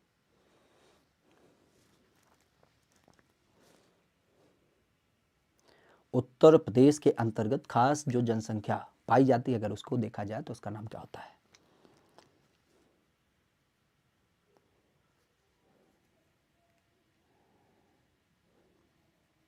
मुख्यतः अगर देखा जाए तो इसका संबंध क्या होगा, तो इसका संदर्भ मुख्य रूप से ध्यान रखिएगा, हमने कई बार बताया है जनसंख्या के लिए खास अगर देखा जाए तो सर्वाधिक जनसंख्या तो आप भी जानते हैं थारू, क्योंकि थारू की जब बात की जाए तो यूपी के परिप्रेक्ष्य में पूछा है। यूपी की जब बात की जाए तो यूपी में थारू क्या होती हैं, सर्वाधिक मात्रा में पाई जाती हैं। ठीक है, सर्वाधिक पाई जाती हैं। अच्छा ध्यान रखिएगा थोड़ा सा आप रिलेट करते हुए, क्योंकि हमारे यहाँ पर पहले क्या था, पहले पाई जाती थी गोंड जनजाति, लेकिन अब क्या हो गया है, अब चूंकि हम बार बार कहते हैं ना कि उत्तराखंड बंटवारा जब से हुआ तो बहुत सारी जनजातियों की संख्या उत्तराखंड चली गई है। तो इस कारण से अब ध्यान रखिएगा कि अब जनजातियों की संख्या गोंड जो है वह कह सकते हो कि उत्तराखंड में चली गई है। तो वर्तमान में जो है ये थारू जनजाति की संख्या क्या हो जाती है, आपके यूपी में देख मिलती है। बनावट की जब बात की जाए तो छोटी कटकाठी, चमड़ी का रंग पीला, चपटी नाक और कह सकते हो कि लगभग गोलाकार चेहरा हो जाता है। इवन अगर देखा जाए तो ये जो हमारे उत्तर प्रदेश का तराई रीजन है, तराई रीजन में बहुतायत मात्रा में निवास करते हैं। मुख्यतः अगर देखा जाए तो जो आपका गोरखपुर का रीजन है वहाँ पे अत्यधिक मात्रा में। कई बार हमने बताया है कि बताया जाता है कि ये जो थार का रेगिस्तान है, कहाँ का, थार का रेगिस्तान है, उस थार के रेगिस्तान के इलाके में रहने वाले लोग थे जो हमारे यहाँ पर आकर के बसते चले गए हैं। तो थार के रेगिस्तान से संबंधित यह जनसंख्या आपको देख मिलती है।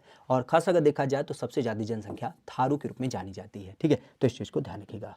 कहा जाता है कि किस जनजाति में खास करके जब हम बात करते हैं ब्राह्मणों का स्थान सबसे ऊंचा होता है, किस एक जनजाति में ब्राह्मणों का स्थान जो होता है वह सबसे ऊंचा माना जाता है। एक्चुअली आप भी जानते हैं कि इनमें भी जैसे हम लोग होते ना, तो हम लोगों में देखा होगा कि पंडित जी लोग होते हैं, हाँ, तो उस तरीके से इनमें भी क्या होता है, अलग अलग ग्रुप होता है। जैसे आपने देखा होगा आपके सोसाइटी में भी जैसे नाई हैं, कुम्हार हैं, हाँ, व्यापार करने वाले लोग हैं, या आप कह सकते हो और भी जो विभिन्न प्रकार की कैटेगरी वगैरह होती है, तो उस संदर्भ में विभिन्न प्रकार के वर्ग यहाँ पे निवास करते हैं। तो इनमें भी ऐसा नहीं है। जनजातियों की जब बात की जाए तो जनजातियों का जो संबंध होता है वह भी अपने आप पे काफ़ी महत्वपूर्ण होता है, क्योंकि अगर इनकी बात की जाए तो इनके यहाँ पे भी अलग अलग कल्चर होता है। जैसे कुछ लोग ऐसे हैं जो मजदूर कल्चर से समित हैं, कुछ ऐसे हैं जो सिपाही वर्ग से समित हैं, कुछ लोग ऐसे हैं जो बच्चों को पढ़ाते वढ़ाते हैं, ठीक है, तो कुछ ऐसे हैं जो व्यापार करते हैं। तो सब इनमें अलग अलग तरीके से देख मिलते हैं।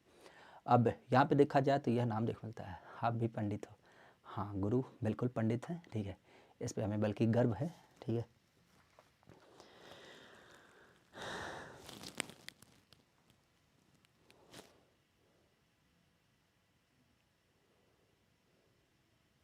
हम किसकी बात करें, उत्तर प्रदेश परिप्रेक्ष्य में।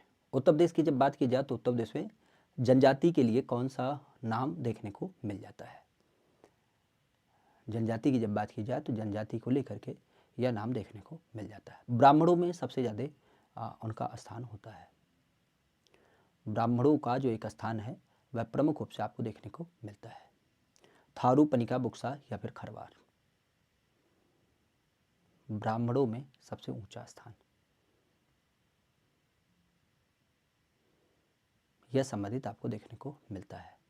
नाम की जब बात की जाए खरवार में, बुक्सा में, पनिका में या फिर थारू में, तो मुख्यतः अगर देखा जाए तो ब्राह्मणों की जब बात की जाए तो उसका नाम ध्यान रखिएगा, क्योंकि थारू में, बुक्सा में, पनिका में कहाँ से समित होगा, तो यहाँ पे ब्राह्मणों के स्थान की जब बात की जाए तो ये समित होता है इसे थारू जनजाति के अंदर। थारू जनजाति की जब बात की जाए तो थारू जनजाति का नाम ध्यान रखिएगा, जिसमें इनकी संख्या सबसे ऊंची मानी जाती है। निम्नलिखित में से किसकी संख्या उत्तर प्रदेश में सबसे ज्यादा है। उत्तर प्रदेश में किसकी जनसंख्या यहाँ पे आपके देखने को मिल जाती है। उत्तर प्रदेश में किसकी संख्या सबसे ज़्यादा हो जाती है, ठीक है। अगर इसकी बात की जाए तो ये समित होती है, तो अभी हमने बताया थारू जनजाति। थारू जनजाति की जब बात की जाए तो थारू जनजाति की संख्या हमारे यूपी में क्या होता है, सबसे ज़्यादा आपको देखने को मिल जाता है, ठीक है।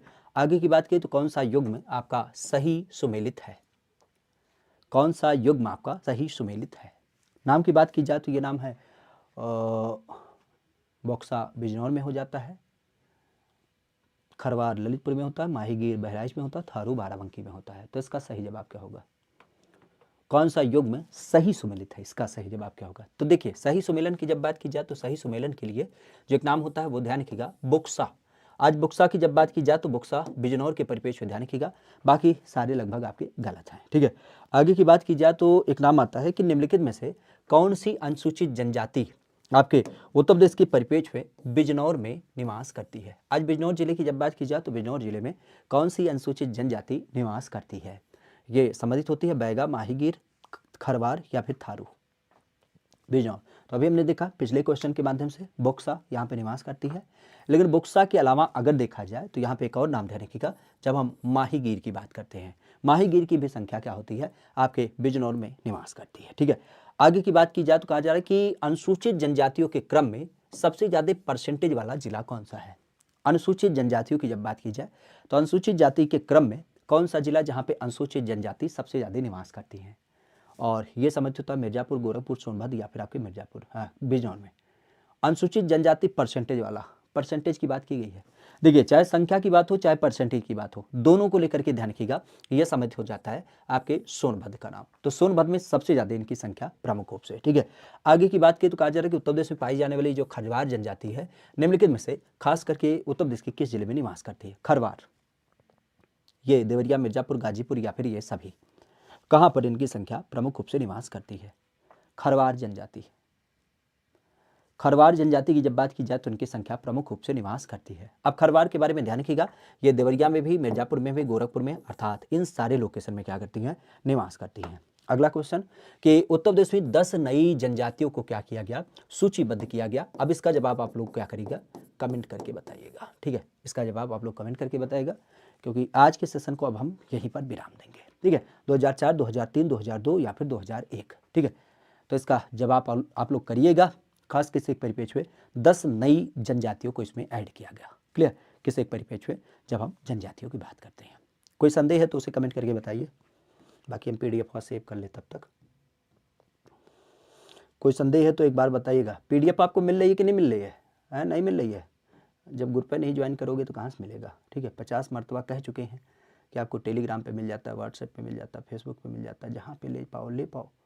नहीं लेना है तो हम क्या करें, उसके लिए दोषी हम थोड़ी ना है। हमारा काम एक होता है कि भैया आपसे वादा किए हैं तो आपको दे दिया जाए, ठीक है। वैसे पीडीएफ कोई मतलब नहीं होता, पीडीएफ से कोई पढ़ाई वढ़ाई नहीं होती है, ये सत्य बात है। हमारे मोबाइल में हमें लगता है कि 4 GB लगभग पीडीएफ पड़ा है, लेकिन गलती से जो एक आधो पीडीएफ खोल के देखे हो। पढ़ाई का जो शुद्ध स्तर होता है ना वो आपके उस पर होता है, मतलब आप मुख्य रूप से कह सकते हैं कि आपका जो रिटन नोट होता है हैंड लिखन, अगर उसकी बात की जाए तो वह नाम देख मिलता है। ठीक है, अच्छा, बहुत अच्छा किया, चलो अच्छी बात है, धन्यवाद ज्ञापित करना चाहिए। हम नहीं ले रहे हैं PDF, ये और अच्छी बात है। ठीक है, बहुत बहुत धन्यवाद। अच्छा, thank you, nice session, very very bed session, very bed नहीं है, वेरी गुड है। ठीक है, खुशबू कोई हो बदमाश नहीं होता। ओ माय गॉड, ये तो बात सत्य है, व्यक्ति व्यक्ति की संकल्पना है और सबकी अपनी अहमियत है। तो ऐसा किसी को तो हम नहीं कह सकते कि कोई बेकार है या फिर अच्छा है। अगर इस लहजे से देखा जाए तो हम तो दुनिया के सबसे ज़्यादा बेकार व्यक्ति होंगे। ठीक है,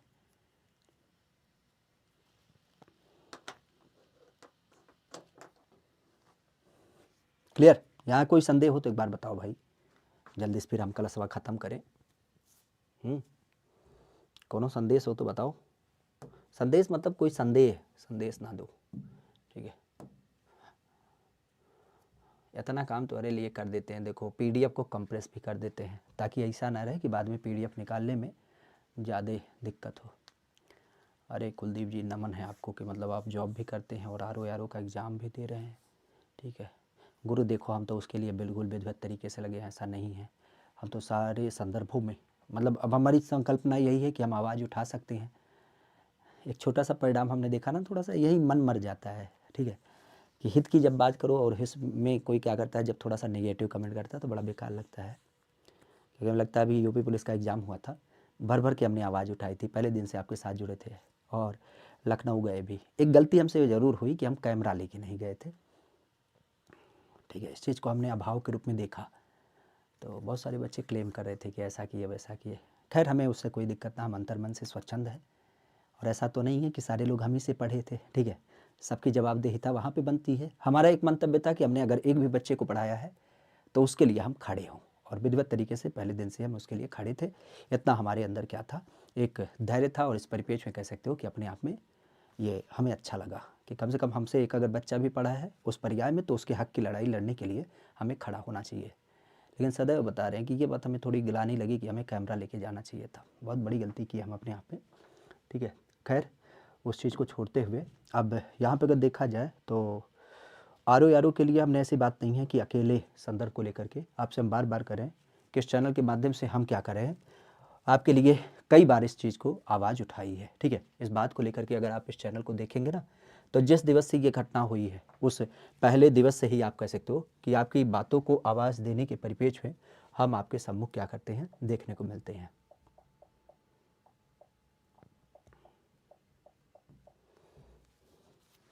ठीक है, यहाँ पे आप देखिए ना, कोई भी सेशन है, कोई भी चीज़ है, अभी आपको हमने बताया था RO का महापंचायत होने वाला है ना कल का, तो कल को लेकर के हमने विधिवत तरीके से क्या किया, यहाँ पे आपके साथ आह्वान किया था। ठीक है, तो इस चीज़ को लेकर के, ठीक है, बाकी ऐसा नहीं है। कोई भी सूचना होती है, अभी देखिए कल के ही संदर्भ में तुरंत बताया था क्या क्या चीज़ें, क्योंकि कल आपका एक नोटिफिकेशन भी आया था। ठीक है, हाँ गुरु पढ़ाते थे लेकिन अब उसे छोड़ दिया है। ठीक है, आप केवल व्यवस्थित तरीके से केवल यहाँ पे आपके सामने मिलते हैं। ठीक है, तो कोई दिक्कत ना। ठीक है, चलिए तो फिर आज के संदर्भ को हम यहीं पर रखते हैं। क्लास अच्छी लगी है तो इसे लाइक भी कर दीजिएगा, अपने दोस्तों मित्रों के पास साझा भी कर दीजिएगा, और देखते हैं बाकी कोई संदर्भ होता है, कोई क्रम होता है तो वह अपने आप पे देख मिलता है। अरे कुलदीप जी, आप बिल्कुल परेशान मत होइए, और हम आपकी आवाज़ को बुलंद करने के लिए विधिवत तरीके से तैयार हैं। ठीक है, आपके हक की लड़ाई हम बार बार करें, पहले दिवस से हम लोग लड़ रहे हैं, और जैसा भी उसके बारे में कोई अपडेट होता है, कोई सूचना होती है, तो उसे भी हम आपको बताने की पूरी जरूरत करेंगे, पूरी कोशिश करेंगे। ठीक है, क्योंकि हमारा तो पहले दिन से मानना है कि बताओ यार ये कौन सा तंत्र है कि 11 तारीख को पेपर हुआ है, पेपर वायरल हुआ है, सारा का सारा बच्चा आयोग के सामने बैठ करके धरना दे रहा है। अभी 17 तारीख को आपका PCS का पेपर लगा है, कौन सी तैयारी हो पाएगी? मतलब बताओ, बच्चा धरना देगा कि वहाँ रिवीजन करेगा? कोई तरीका थोड़ी ना होता है। पता चल रहा है ये लास्ट मोमेंट है जहाँ रिवीजन की सबसे ज़्यादा ज़रूरत है, सबसे ज़्यादा आप कह सकते हो प्रैक्टिस की ज़रूरत है, और बच्चा क्या कर रहा है, धरना दे रहा है किसी एक हक को लेकर के, अपनी बात को रखने के लिए। वो गलत भी नहीं है, बच्चा अगर गलत होता तो बच्चा गलत मानते हैं कि चलो बच्चे ने गलती की है। ससुरा गलत कौन है? वो तंत्र वाले भ्रष्ट अधिकारी जो खा खा के मोटा गए हैं, डायबिटीज के पेशेंट हैं, लड़का उनका गाली देता है उनको घर पे हैं, और वो लोग क्या करें, वो लोग पूरी तरीके से जीवन बर्बाद करें। वो प्रिंटिंग प्रेस वाले, जो छपाई का काम मिलता है, पेपर वे आउट कर दे रहे हैं, उनको सज़ा नहीं मिल रहा है। वो तंत्र के संबंधित जो नेता, हालांकि प्रत्यक्ष रूप से तो किसी को नहीं कहना चाहिए, लेकिन अभी हमने देखा था एक व्यक्ति थे हमारे यहाँ पे, बड़े महान भाव हैं, जिनका कहना था कि पेपर वे नहीं लीक हुआ था, ये तो केवल हवा बनाया जा रहा है। अब उन महोदय सही बता रहे हैं, अगर हमारे सामने मिलते तो हम पूछते का हो, पेपर वे लीक ही नहीं हुआ था, योगी जी का बौरा गए हैं का, हैं कैंसिल कर दिए पेपर वा, कौन ही आधार पे बता रहे हो, किसको का कहा जाए, चोर की दाढ़ी में तिनका, सीधे शब्दों में। अप्रत्यक्ष रूप से प्रत्यक्ष रूप से जब सभी लोग अपने आप में शामिल हैं, एक चीज़ बताओ, छोटी से छोटी घटना होती है तुरंत उन्हें पता चल जाता है। आज पिछले 14 दिन से लगातार आपका अभ्यर्थी प्रयागराज में पड़ा है आयोग के सामने, और ऐसा नहीं है एक दो की संख्या में है, आपके लखनऊ में पड़ा था, कितना ट्वीट हुआ था, कितना मैसेज है, कितना वायरल व्यूड है, नहीं दिखता उनको, लेकिन वही है। ठीक है, समय है, सबका एक क्रम होता है। खैर, हमारा एक ही मंतव्य होता है कि आप लोग अपने आप में लगे रहिए, दमदार तरीके से, व्यवस्थित रहिए, मजबूत रहिए। ठीक है, और अपने हक की लड़ाई है तो उसके लिए तो विधिवत तरीके से हम लड़ेंगे ही लड़ेंगे। ठीक है, उसके लिए आप परेशान मत होइए। चलिए ठीक है, तो फिर अब आज के विषय को हम यहीं विराम देते हैं। पुनः आपसे मुलाकात होगी अगले सेशन में, कल के सेशन में, और वहाँ से चीज़ों के बारे में हम क्या करेंगे, जानेंगे, समझेंगे। ठीक है, तो आज के लिए इतना ही। Thank you, all the best, bye bye, take care, good night, शुभ रात्रि, सबा खैर। खासा ध्यान रखिएगा, कल से आपके कांस्टेबल का जो फिर से एक रिनोवेशन हो रहा है, क्योंकि आप भी जानते हैं हमने क्या किया, एक ही नारा, एक ही नाम, रे एग्जाम रे एग्जाम। तो अब हमने री एग्जाम जब करवा लिया तो विधिवत तरीके से उसकी तैयारी करेंगे, बिल्कुल बेसिक लेवल से एक एक चीज़ों को क्रम में रखेंगे। तो उस चीज़ को भी देखते हैं, कल की क्लास से उसे कंटिन्यू कर लेते हैं। ठीक है, thank you, all the best, bye bye, take care, good night, शुभ रात्रि, सबा खैर।